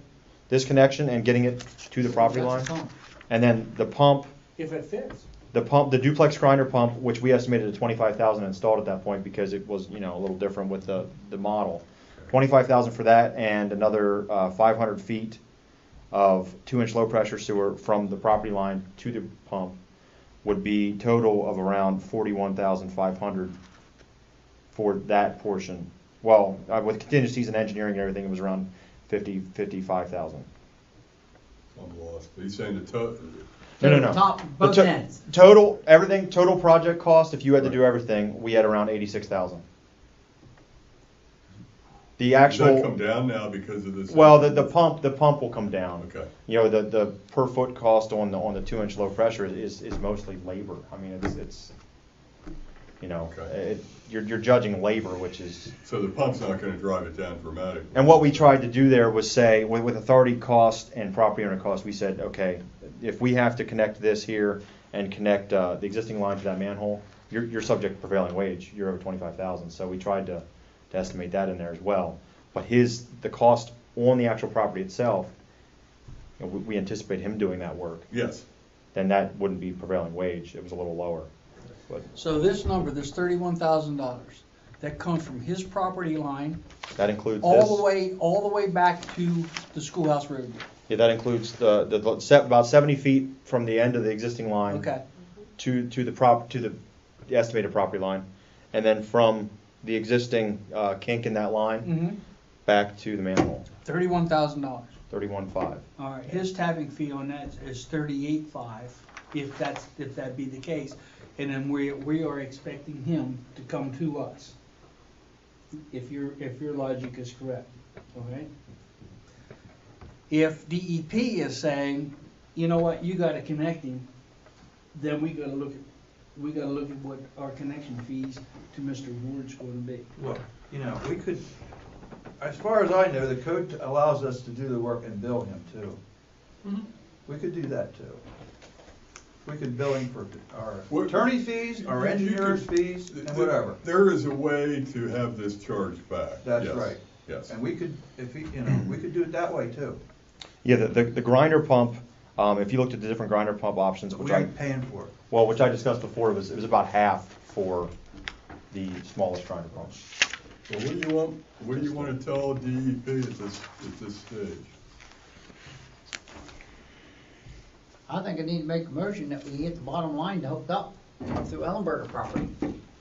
From his property to the manhole on Schoolhouse Road, is that what Or you're just the saying? lower bottom end and worry about the upper top at a later date. I would just as soon go all the way up to his property line. Put that line in there and say, okay, we got a line in that will now serve Mr. Ward. It's up to him to get to us. We can do that. I think too. that's what DEP is asking us to do. Then is that the $31,000? Yes. Okay. Well, that's fine, we're planning to do that, you can tell them that. We're planning to put in the needed infrastructure to properly serve. But you're planning to end up charging that back to him? There's a couple extra copies of that. Well, we had, Well, right now, that's going to be covered under his tapping fees. we're gonna do that. No, we're gonna do that. We're gonna do that in our dime. We're gonna do it on our dime, and then we're gonna. You'll recoup it with your tapping fees. You're just gonna have to, it's one of them things we're gonna end up. Well, but it's a practical matter. I mean, I'm not gonna say that, but that's what's gonna happen. If Yeah, we right. don't, Yeah. we don't do this, Yeah, that's an extra copy of that. we're gonna be forced. Pretty much. One way or another, you're gonna do it. Yeah. Like it or not. As a ratepayer, It's already I don't budgeted. wanna see it. It's already been budgeted, because we knew this was gonna be addressed. Well, let me make sure that everybody's on board. We're gonna say you propose to run the line From from where to your where? existing facilities to his property line? Right. Is that what I'm hearing? Right. Okay. And we will give him capacity of his 11 We EDUs will with that. provide him, his requested 11 EDUs. However, it's up to him to make that final connection from his. Or to discuss with us how that's gonna We'll address. discuss how it's gonna Okay, I mean, Exactly. we did our part, now we gotta work with him, we gotta work together to make the rest of it work, Exactly. okay? So we'll install that section of line, he does the rest. Is Yeah, that, one way or the other. Well, we've done our part, the rest is still being hashed out with Mr. Ward. That's the way I see it, because it's not, there's Pretty much nothing, is- it needs to be negotiated yet. I don't know if you need to say capacities, Yeah. capacities There available. needs to be a lot more negotiated. We'll We- give it we- right to the we're- property. We will provide sufficient capacity for the connection of Mr. Ward's 11 EDUs. All To right? the property, at the To- property line, We will provide it to the property line. at the present moment. Yeah. And then we'll do, so God help from there. Yeah. I mean, so, let me, And I so think that's what I think. we'll provide the line to his property line, and we'll provide capacity for the 11 EDUs that he says he needs. And That's that's what we're proposing to do. That's Do we right. say it's conditional also on we getting a report that there's no I&I issue? Well, yeah, we Well, got, we're there's- still in. I We're would. still The gonna have rest to. of that, I the rest would, of that's yeah. still negotiated. Oh, yeah. Yeah, we're still gonna have to do that, I think, Dennis, to put that section in. It's, from what I'm looking at now, is whether there's I&I from our point, where, our stopping point to his collection system. There shouldn't be any, Well, the problem that I'm seeing here is if he could still decide, let's say he has all kinds of I&I problems, he could still decide that this is not affordable, okay, and he's not gonna do it. He's gonna just shut it down. So we don't wanna commit to doing anything unless he's gonna do That's right. his part, all right? Okay, You have no I understand reason to put it in. if We don't he's have not an gonna do agreement it. yet, he Yeah. could very well do that, and he said that. He might just shut it all down. I think we gotta make this contingent upon our agreement. Yeah, We need an that's the agreement. easy We way need to an do it. agreement. We can't just say we're gonna do it, how about contingent upon a commitment from Mr. Ward to carry? and an agreement, a signed And a agreement. signed agreement. Okay. Yeah. Absolutely.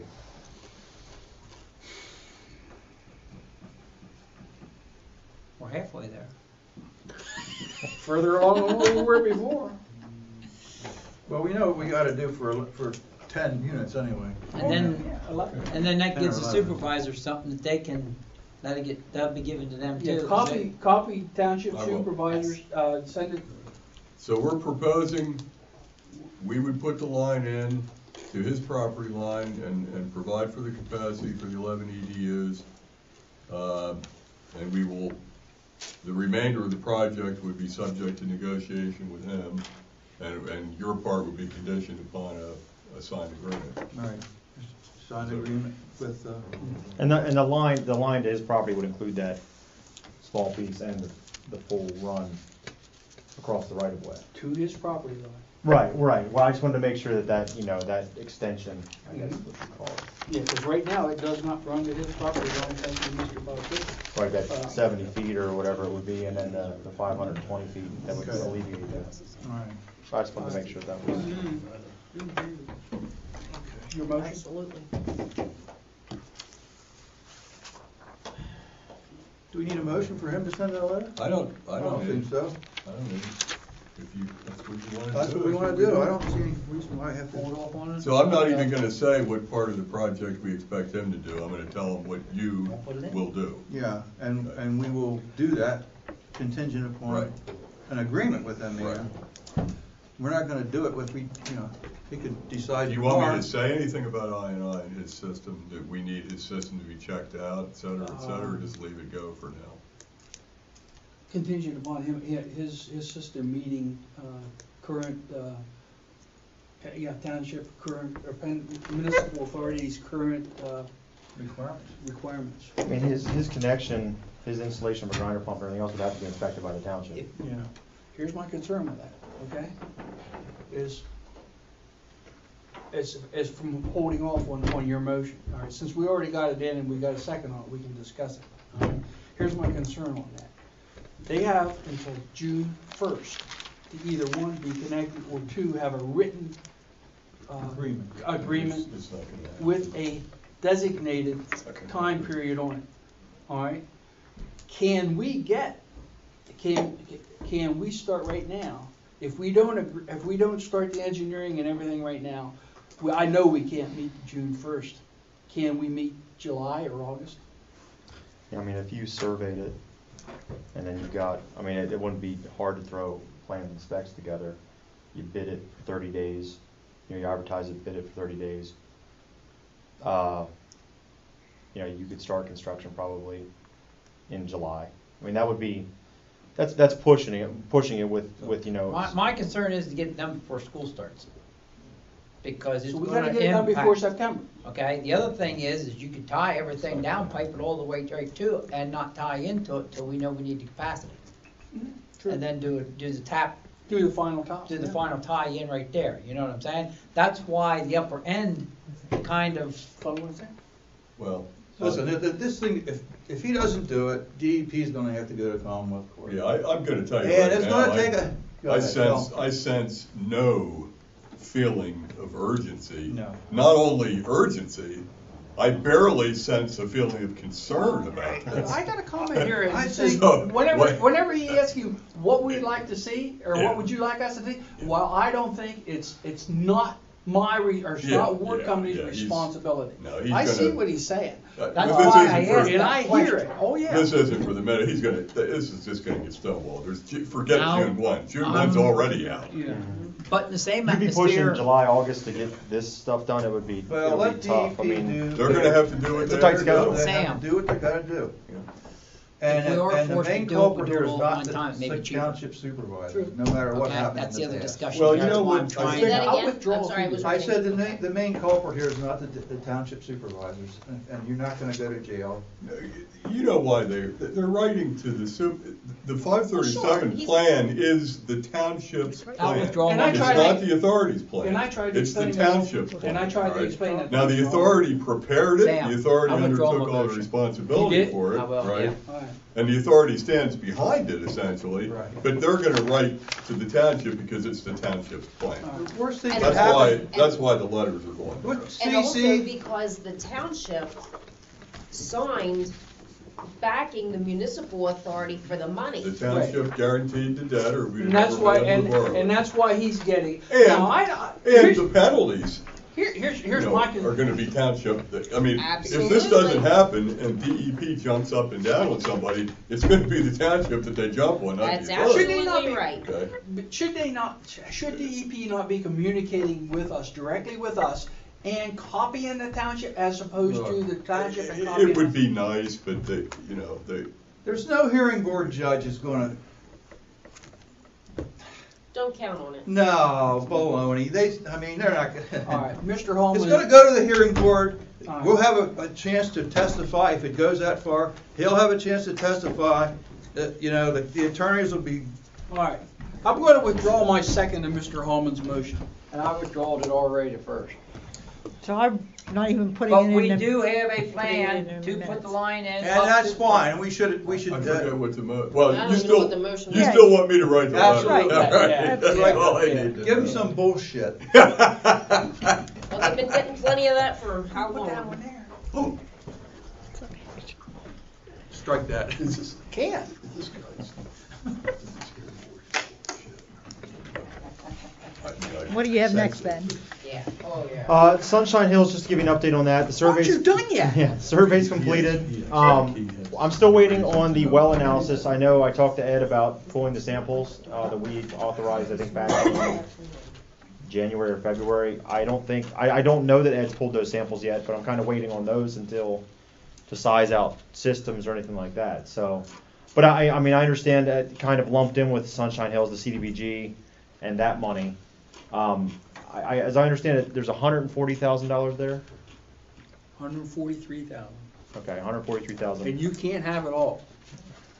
Well, unfortunately, you know, phase one, I believe, is around 2,200 feet is what we figure for phase one. Is that the one that goes down to? You would be coming down off of from the water lot down To Jefferson Street. Eisenhower. I No, think it's And going down Down to to Butcher Shop Road. Yeah. what down to Butcher Shop Road, but I also think it maybe extended down to Princeton. I think it was like right in there. Phase Yes. one also has to include storage. Well, No. Yes, it does. Are you sure? Yes, I am.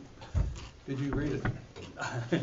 There's conversations between those folks and me, and they asked whether we could move everything up to get the storage to. We want to put storage in anyway. well, I mean, Right. you'd have to be able to have the fire flows. You're going to have storage. Right. Because you need the 60,000 gallons for 2 hours at the 20 PSI. And that's their point, that's where they're hanging there. But then when you say that, the storage, it also has to include the booster pumps, because once you get the storage, now you have to have that 500 gallon minute, 20 PSI pump. So I know maybe some of the confusion was when we first started talking about the CDBG money and everything before, it was phases of, okay, we have the existing water production and treatment, and then we're gonna start fixing these lines. Well, that's and this kind of came in as at the same time. We've been talking about this for quite some time, but that's where the CDGB county commissioners are hanging their hats on the fire protection. Well, right, that's the main reason they approve the municipal. Right, and there's, the big thing is that they understand that there's a lot to be done to get fire protection there. And then we're going to put every penny towards that infrastructure. Yeah. That being said, I think if you went from the water lot down to that easement, Butcher Shop Road, really that easement that goes with the road right of way that goes to Butcher Shop Road. The vacant road. Yeah, you're looking around 1,500 to 1,600 feet. When we estimated that before, I think we could do all of phase one for around, I think it might have been around, and this is going back a few years, 150, 160,000. The cost of ductile iron pipe has gone way up. So, you're talking closer to $100 a foot for 8-inch ductile iron with valves and your fire hydrants and everything. So, 2,200 feet, $220,000. It's a lot of money. So, phase one, as it stands, as it stood when we submitted that, is not, So we're going to have to put money towards right. You're bottom not gonna, line. Now that being said, I think you are applying, or you did apply for CDBG money this year, or no? We haven't gotten any applications as yet. We will. Not out Okay. yet. Well, it should be closed. So We will. and that's the thing. It's still the continued project All right. to do this, and you can take CDBG money for 3 years. You have 3 years to spend that money. Okay. And I've had Why are multiple. they telling us we had 18 months? 18 months, they told us. We can ask for extensions, it said, though, I think. I don't know. Do they want to see progress, or? I guess. I've had multiple clients that have taken money for 3 years, All right. and then applied it towards a project, a water tank, Well, talk to them or about that. water line extensions, or replacements. Because I've had one of my other clients. I try to get it clarified. Yeah, that's Send you what they rely on. All right. But you're going to start, I mean, we don't know how big. Well, we have the lot. We have everything surveyed. Okay. So, kind of what I'm hearing now is not only the storage, but I guess phase one is storage and the treatment, but also the piping, or the piping is more phase two now to Butcher Shop. I would think phase two now should be more the piping. I think that's only my opinion. I think storage, we got to do the storage and the treatment as phase one, and that way we have enough water to supply anything that we're going to be putting in the ground. Well, we ought to be able to afford that plus phase one. We got a couple extra bucks put aside that we can do You have something. 239,000 earmarked just for. Well, I'm saying, we ought to do it all at one time, and then there's nobody 229. arguing with us. Money-wise, there's no discrepancy. We did both sides of it. The money can be put whichever direction, it covers they got a fire. Well, the other thing is we got to figure out what's the situation with the Faust Apartments. And that's kind of going into the next thing. When we did, a relatively small write-up here, it's about 4 pages, about feasibility, pressures, line sizes. Oh, you did? You're Yeah, gonna do it. I got Okay. something here. It's kind of a work in progress. I'd like to hear what your input is on some of the Well, things. we need to sit down with Ed, you and I, and Mark. But we don't necessarily need to Get discuss Ed. this tonight, but No. you can take a look All at right. it. Take a look at it, and it's kind of some broad strokes. Tapping fees, billing. How are you going to bulk water? I know Sam. Do you have something on bulk water? Yeah, but you don't have any prices on it. Well, I did talk to 2 of my clients, and one of them, they charge $30.70 for the first 10,000 gallons for bulk water, $3.07 for every 1,000 after that. Okay. But his biggest thing he said, that's going up. He said because, and we reference it in the report, a lot of times bulk water customers don't pay their fair share of infrastructure. You know, a lot, you know, you could say, well, they're not using piping. But a lot of times they're not, you know, they're getting by with. All the water suppliers give them a break. With everybody subsidizing, you know, the residential and then the commercial businesses are subsidizing the bulk water customers. Now, I called up, it was actually Newville. I called them up to see what their bulk water rates were. They charge $20.52 for the first 1,000 gallons. Then for the next 4,000 gallons, they charge $9.14 for every 1,000. And then it's $7.73 for every 1,000 after that, over 5,000 gallons.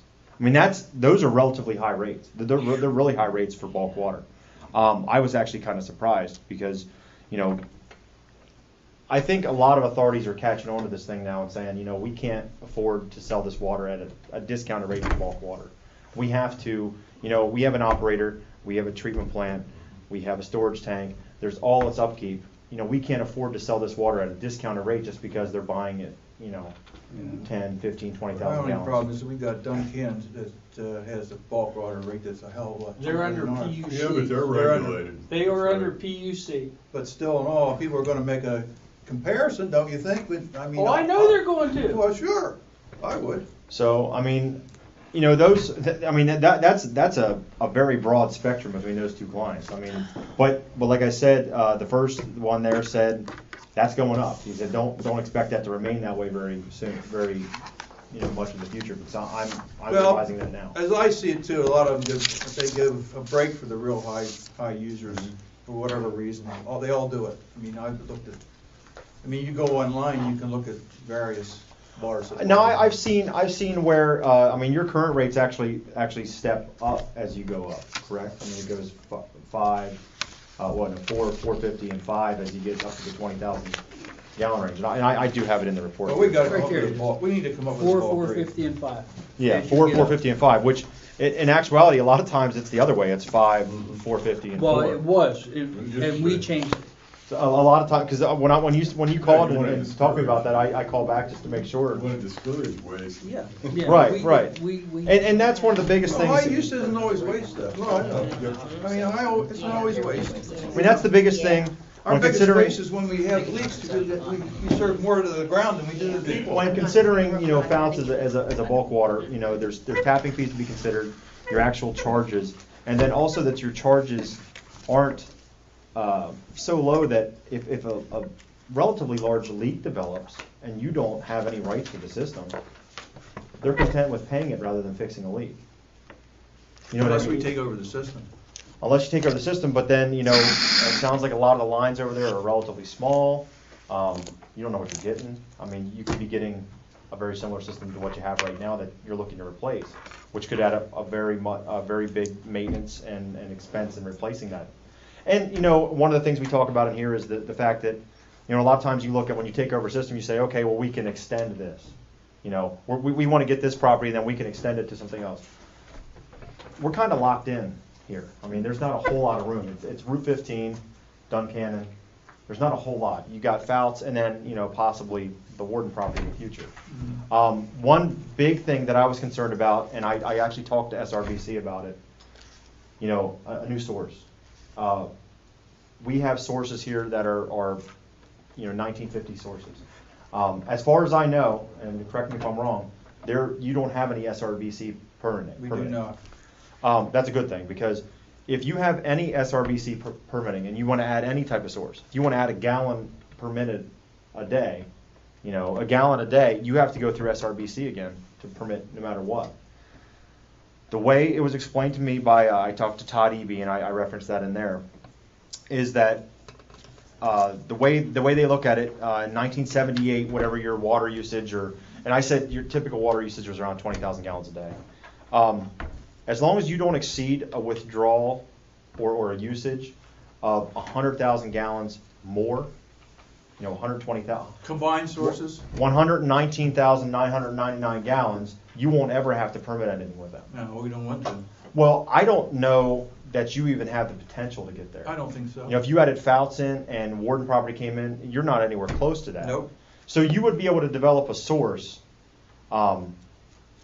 develop another source and not have to permit it through SRBC, which, everybody complains about the fees. You're looking at $3,500 for an aquifer test plan and We went over that over DEP when we were there. $10,000 for an Same. application. That's not hydrogeologist. You're paying an engineer to do all that. I know. But, Fouts is, and I didn't really talk about this in this, we kind of mentioned it in the feasibility study we had done for Sunshine Hills before. Their wells are, their highest yielding well is 30 gallons a minute, which you have with well one.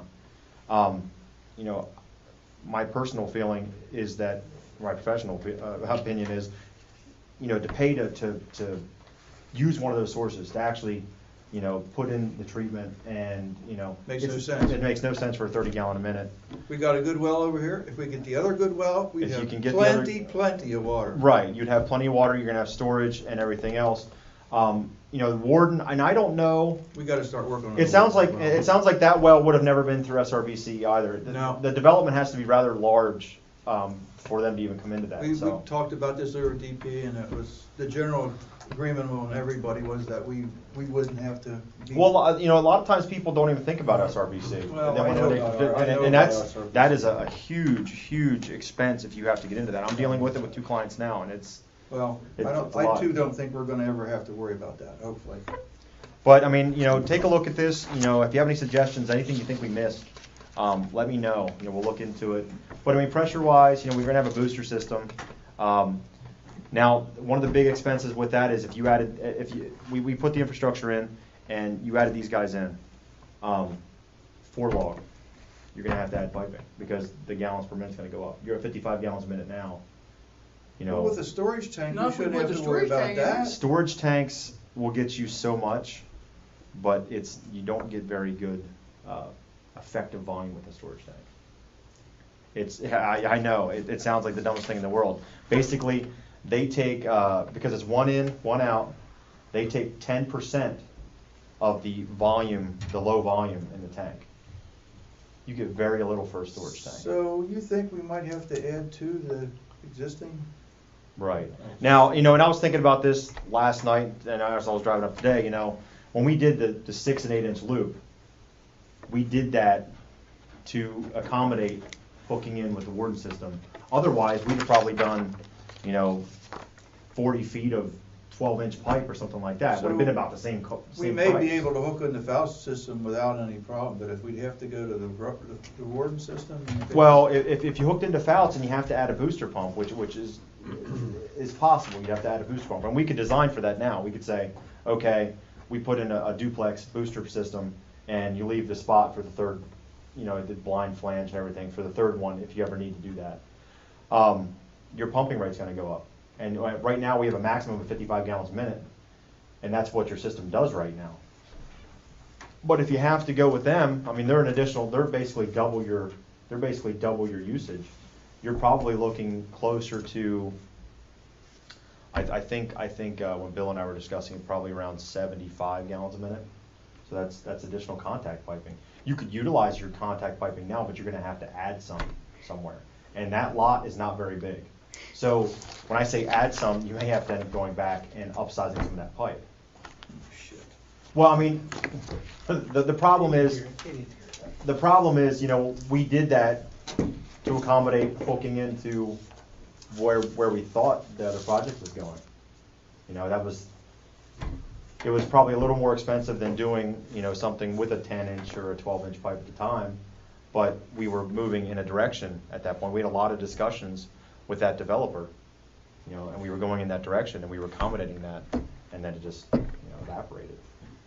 We may never get that well, too. We can get it. If we really want it, we can get it. I think, we're gonna have to wait on you guys are gonna put together a report for us, right? You're working on it? On the actual Yeah.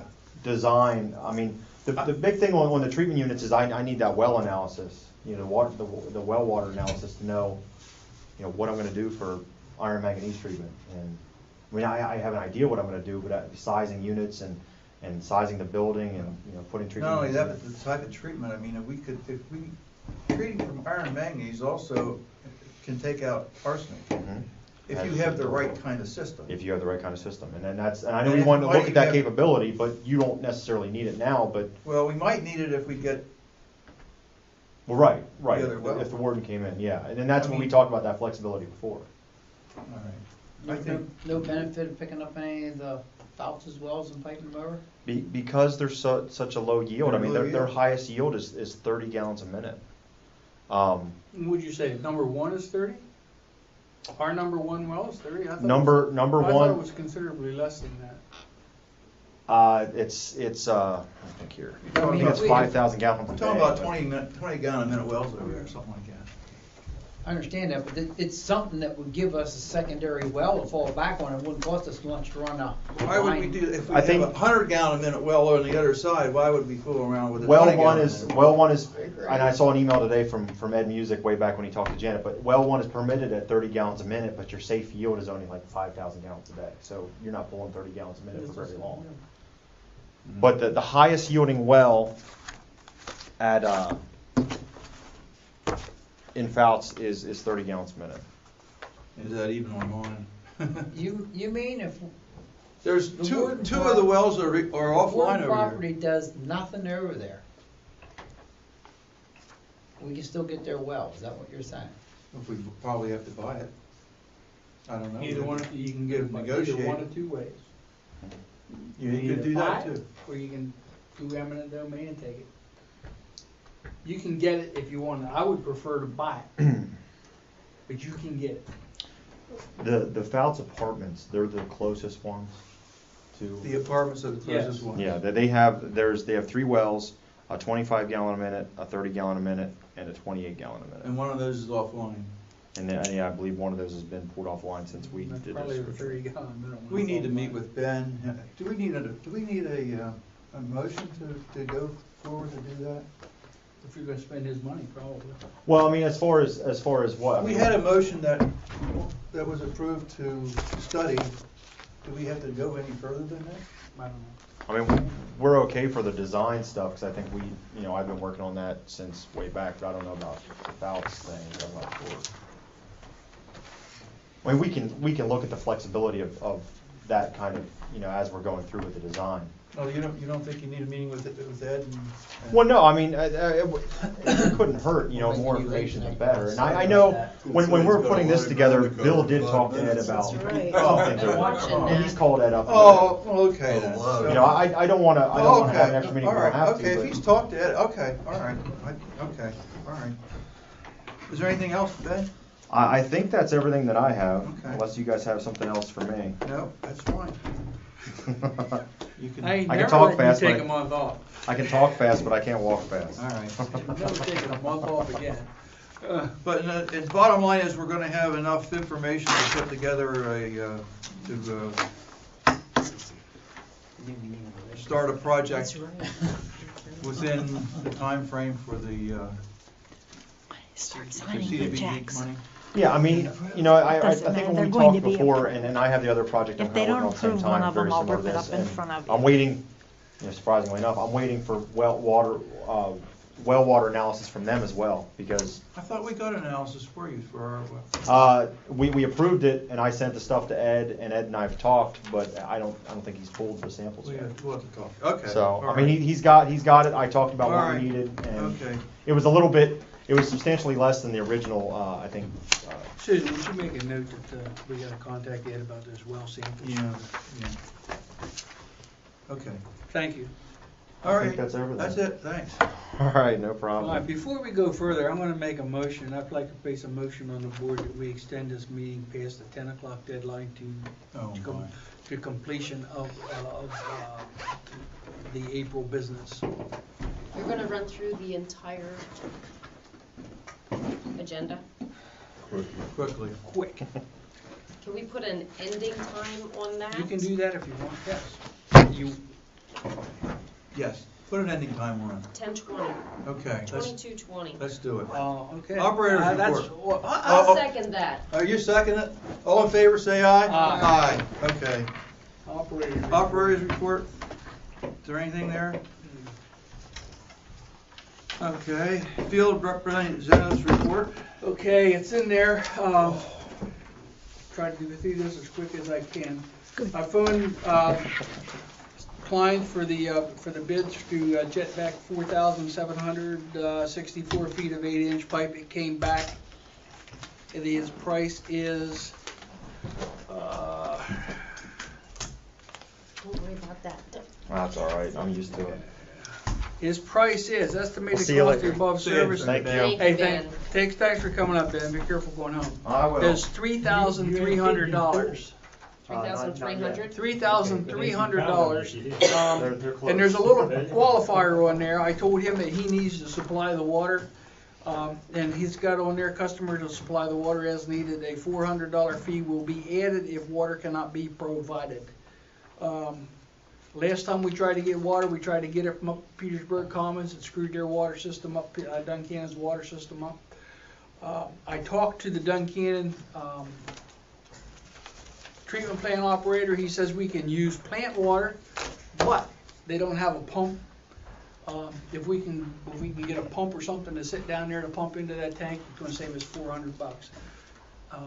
Mr. Holman, you know where we can get a pump? How big a pump? Big enough to fill his tank. How big's his tank? Whatever he holds on that truck. Well, I come up with 110 electrical, it does about 80 gallon a minute, 60 gallon a minute, something like that. All right, that should work. You know which ones I'm talking about? I think you've seen them before. Yeah, I think so. Yeah. I think there's 2 of them if you need them. All right. Yeah, that should work. Yeah. Okay. And take a look. You know who to get a hold of. Okay.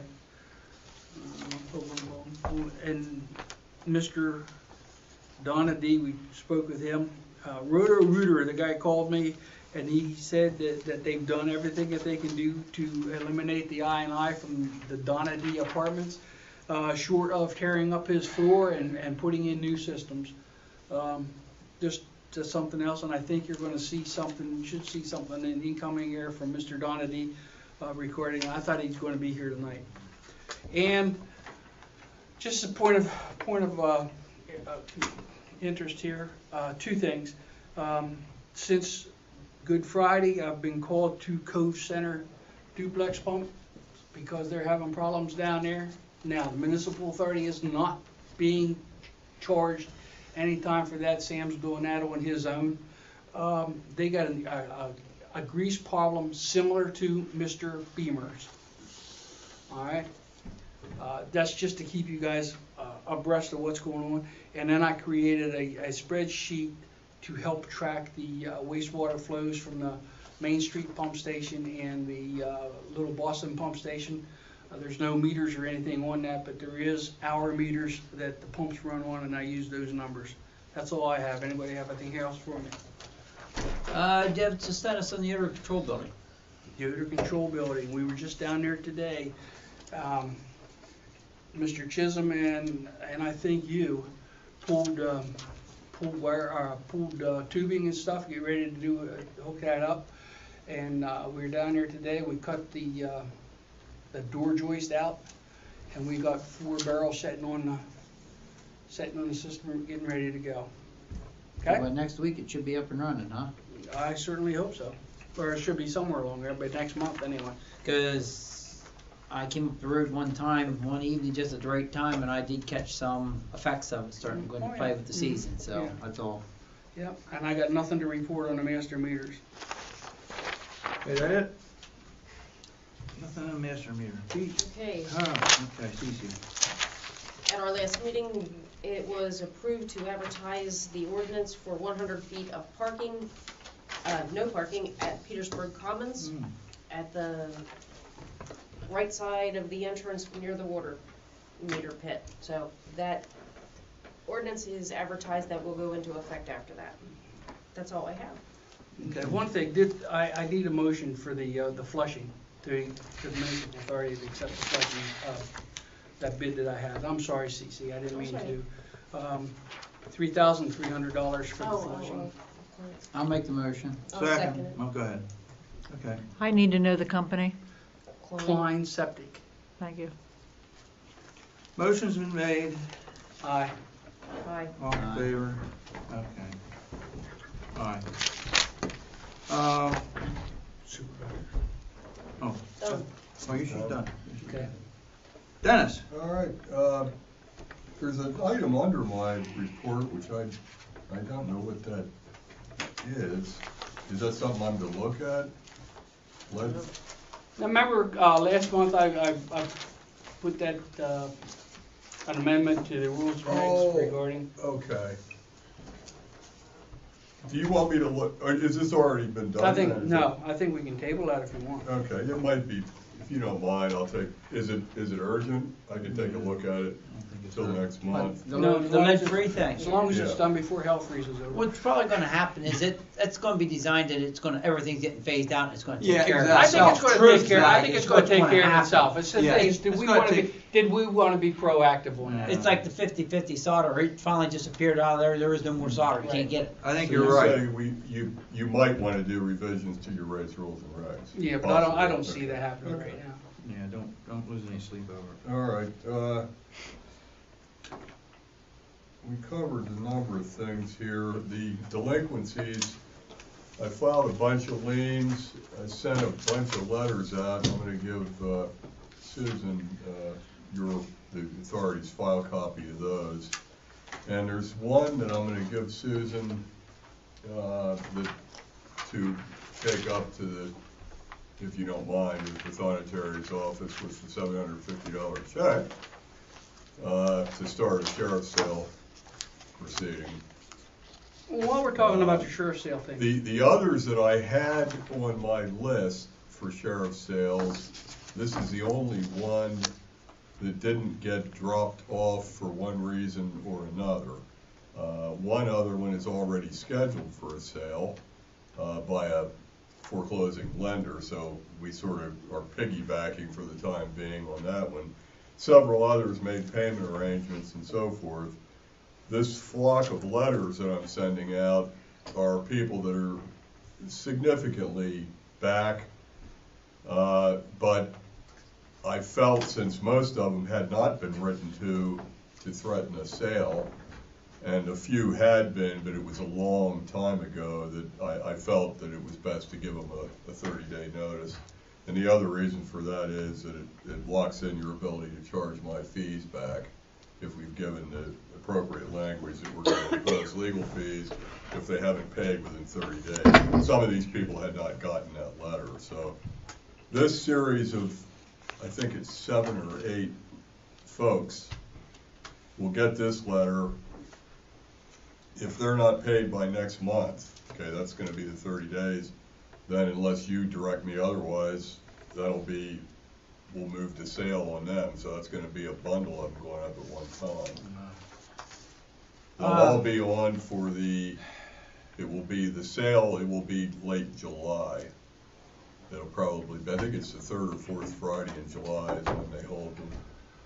So we'll have possibly as many as 7 or 8 on that list. All right. That doesn't mean they're all gonna go, No, of course. while we're on the subject of sheriff sales. Right. Municipal authority is currently, whenever a house goes up for sale, if I come in and I sign a paper and I make an agreement, we'll take it off the sale. We'll give you, I'll give you $50, $100. You take my house off a sale. I sign the paperwork. I walk out. I forget all about it. I'm back in the same situation. I would like to propose that in order for that sale to be stopped, that bill needs to be paid in full. Yeah, I'm demanding full payment, for these. I mean, I think we're done with these folks. We're done with the signing an installment agreement. I guess we can hedge that out if somebody comes forward. We do that. Our folks down in the office do that. That was their direction before. If somebody comes in and says, okay, I'm going to sign an agreement with you here, where this is X amount of dollars that I'm going to give you, now to stop my sheriff sale, we stop that sheriff sale. All right. I'd like to change that policy to say pay it in full. You pay your outstanding balance in full. I'll stop your sheriff sale. Other than that, we're going to sell your property. No, Because the reason I say that is because the same people come back in and every so often they'll keep signing that same thing, and then they walk out and they totally ignore what they signed. They played the system. Well, and you have that with your payment agreement letter too. Yes. They sign an agreement that they're gonna pay you, they make a couple payments and then forget all about it. Absolutely. The old- I'd like to stop that procedure. I don't disagree. The only caution, I guess, if it is, that I'd give on that is when I file for a sheriff's sale, I have to execute on one lien or one judgment, okay? Now, often we have many, but if I execute on more than one, we gotta do the whole paperwork each time and front $750 for each execution. So what I typically do is pick the biggest lien and execute on that one, okay? Legally, if they pay that lien in full, the one I executed on, and pay all the costs that have been accrued to the date they pay it, I have to stop the sale, if you follow me. Mhm. Now, I could start another one if they don't pay the full balance within 10 days, and you tell me I can start another one on another lien. It would be really dumb for somebody to do that because they're paying hundreds of dollars in costs for nothing, all right? And they're gonna turn around and do it all over again, but that could happen. And I can't, there's nothing I can do about that, Sam. All right. The sheriff will not, or the prothonotary will not let me consolidate all the liens and judgments and file one sale proceeding. Okay. Now, all right. Now, as an alternative to that, tell me the difference between executing a sheriff's sale and filing levies. Where if I file a levy on, somebody goes out, the municipal authority files a levy on Sam Ox because he's non-payment.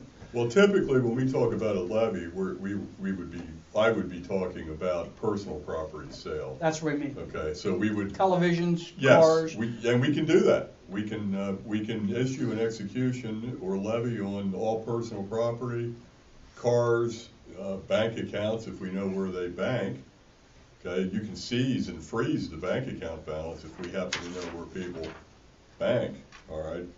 The problem with some of those things is on cars, often there's an encumbrance, and you end up, you might levy on it, but you end up kind of letting it go because it's not going to be worth it for you to pay out the encumbrance, if you follow me. I understand. Because a lot of cars are upside down.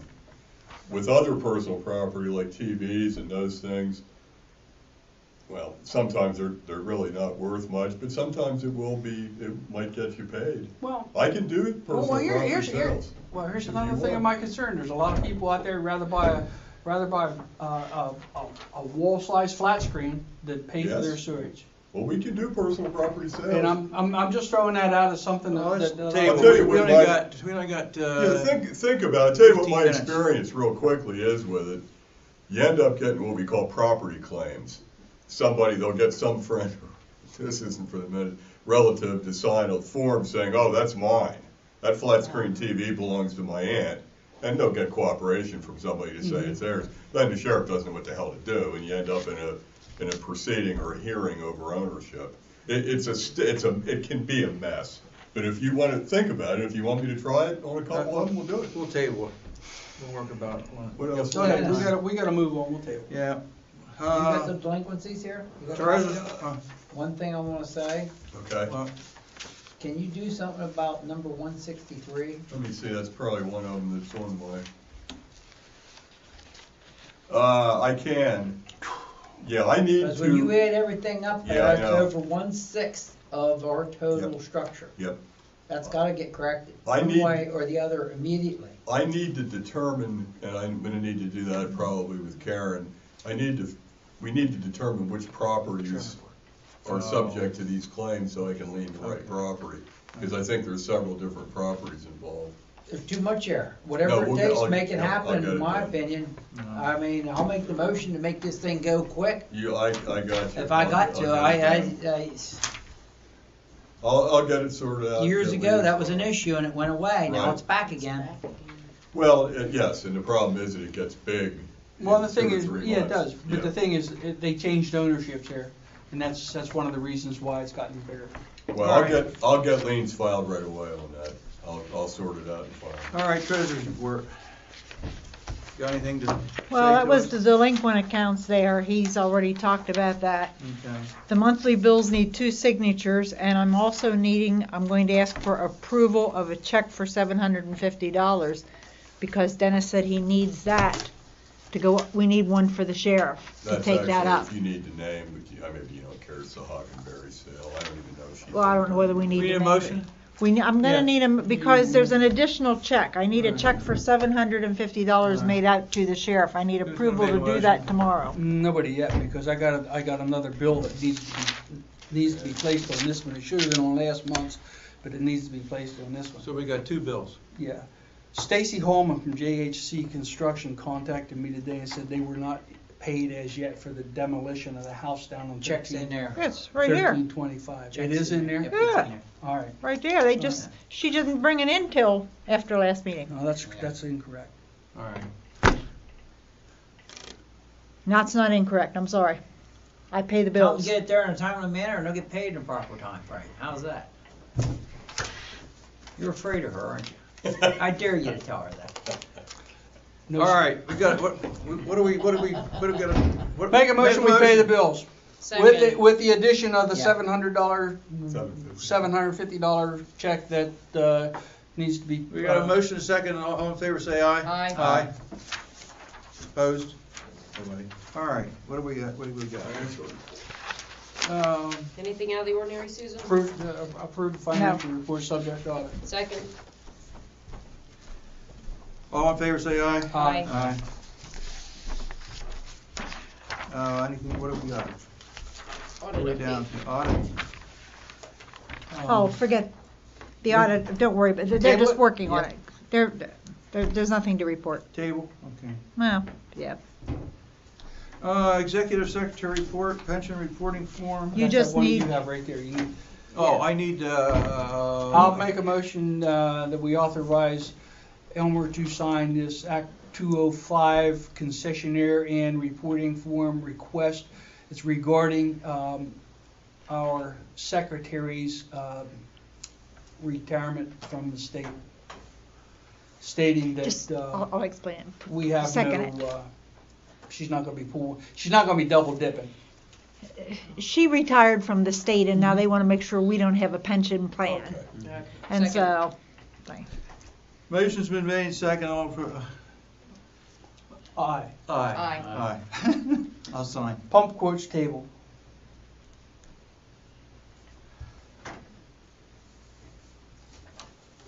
You want to table that? I did. Okay. That's what I told you, table it. What is it? It's pump quotes. We asked her to get some, Oh, quotes for pumps, and we're just gonna table it. We'll do it next month, Or even next week? next week, whatever. All right, where are we at here? 9, 9.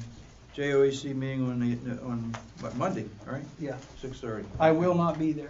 I will not be there. I won't be there. You will be. I'll be here. I'll be You'll there. be there? Yeah, Okay, I only think two so. of us. Yeah. All right. stop for just a second, please. Yeah. When there's only 4 board members and 2 of them are not there, is it considered a meeting? I'm looking to whether or not I can get, if they have an extra meeting afterwards, We're not do gonna I have a need? meeting. We're not gonna have an extra, We're not okay. gonna have a meeting. Forget it. No. However, there are times that there's motions made and about payment of yeah, but two members are not gonna constitute a quorum. No. Or it has to be Gonna a have to majority, Okay. yeah. Okay. circulars. Correspondence, periodicals. And- Uninstall lateral Are at they Railroad signed? Street. What's that? Did you sign them? Yep. That's the one where the supplies are sitting in the the odor control building, waiting until you guys put another lateral in, so Here's- just skip over that. That's signed. That's tabled. First one's That's tabled. just to keep us reminded when we got a. CDBG grant, we don't have any yet, right? Table. Table.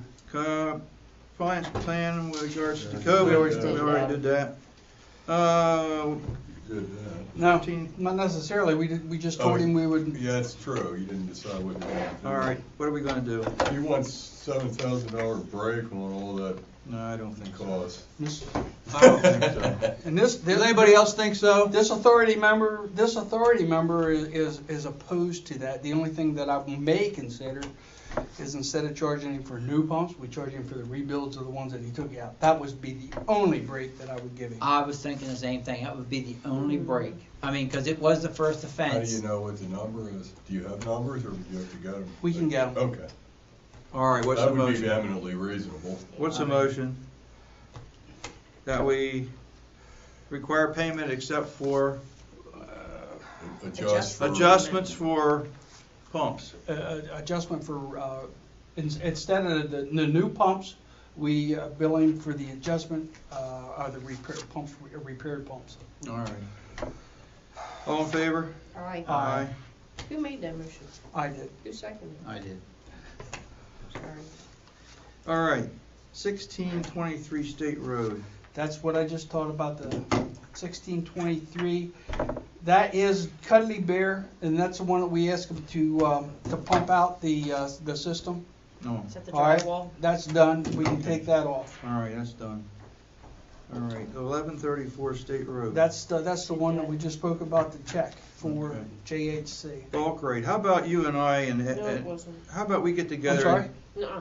1134, 1134 is Donna D. Donna D. I'm sorry, but we did speak about that, yes. How about we come up with, you and I get together this week and come up with a reasonable bulk rate, and so we can present it to the board next time. All right? You want to include any, Ed and that, or not? That'll work, I don't care. All right. I think we can We're- use we're some of, gonna- we we're can gonna use some come of the up get hold of Ben and use some of the information that he just provided. All right. Yeah, it's, We're gonna try to come up with a bulk rate proposal for the next meeting for you guys to vote on, okay?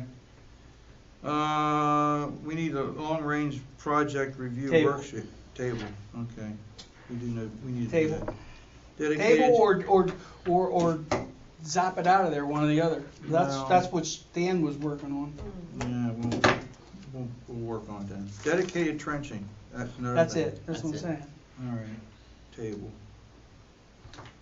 Amendments to the R&Rs? He was working on that too, wasn't he? No, No, you that's proposed Karen's, that. that's Karen's doing that. Table. Waterfowl's table. You gotta get, you and I and Ed gotta meet, find out what's going Yep. on, okay? Yep. I'll give you a call. Klein proposal and well, that's done. Okay. I'll make a motion, we accept the resignation of Stan Crumley with regrets. Second, All in favor, say aye. Aye. motion to adjourn. Second. All in favor, say aye. Aye. Okay.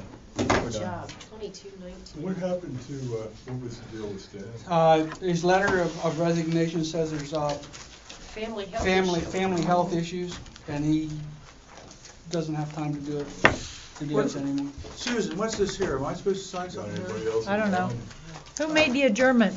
I did in CC, Sam. in CC. yeah, there's something there I think you guys signed on that, but I forget what that was on. Can I make a motion for the meeting calendar? Yeah, make it. Oh, this was supposed to go with the man. His shirt and put coffee on. Put what on it? This has to, Salty. okay, hold on, but let's pretend you didn't make the motion to quit yet. This, we need approval so that Karen can sign this letter to get, no, never mind, let's table it. Table? All right, you hold on. That's that crime policy, and he's saying we don't need a crime policy. So let me, I don't know Let if me there's anything see. else. Is there any, do I have to sign anything, or did you just take care of the signatures? We just did them. You just did them? Great. See if there's anything else that needs and I'm signing. gonna lay one on your desk tomorrow. I'm gonna type one up tonight, I'll tell you Sam, what, to the tonight- sheriff. If you let those little, Bullshitters, isn't they? if you stamp both of them tomorrow. Neighbor guy, I was about ready to. You know, Sam, when you let that thing go. No, we're about gonna need July two, on, you we're gonna need two We're a signatures. Santa Claus. You need this outfit, letter? you're good to go. That's what I told him I'm going to do. Foul. That'll be for the sheriff tomorrow. I'll do it tomorrow. Word's just a treat. What's a good day for you next week, Sam? Well, any day but Monday, or Wednesday. Any day but Wednesday. Let me look here a minute. Where the hell- where I do it? He thinks that he's gonna maneuver this to his benefit by just Sitting back and letting people. Next week is what, April? No, yeah. Yeah, any day except Wednesday. Any day but Any day but Wednesday. All right. Okay, I'll give you a call. Because it's gonna require Yeah, we need to come up with a rate. And if we can get, Ed to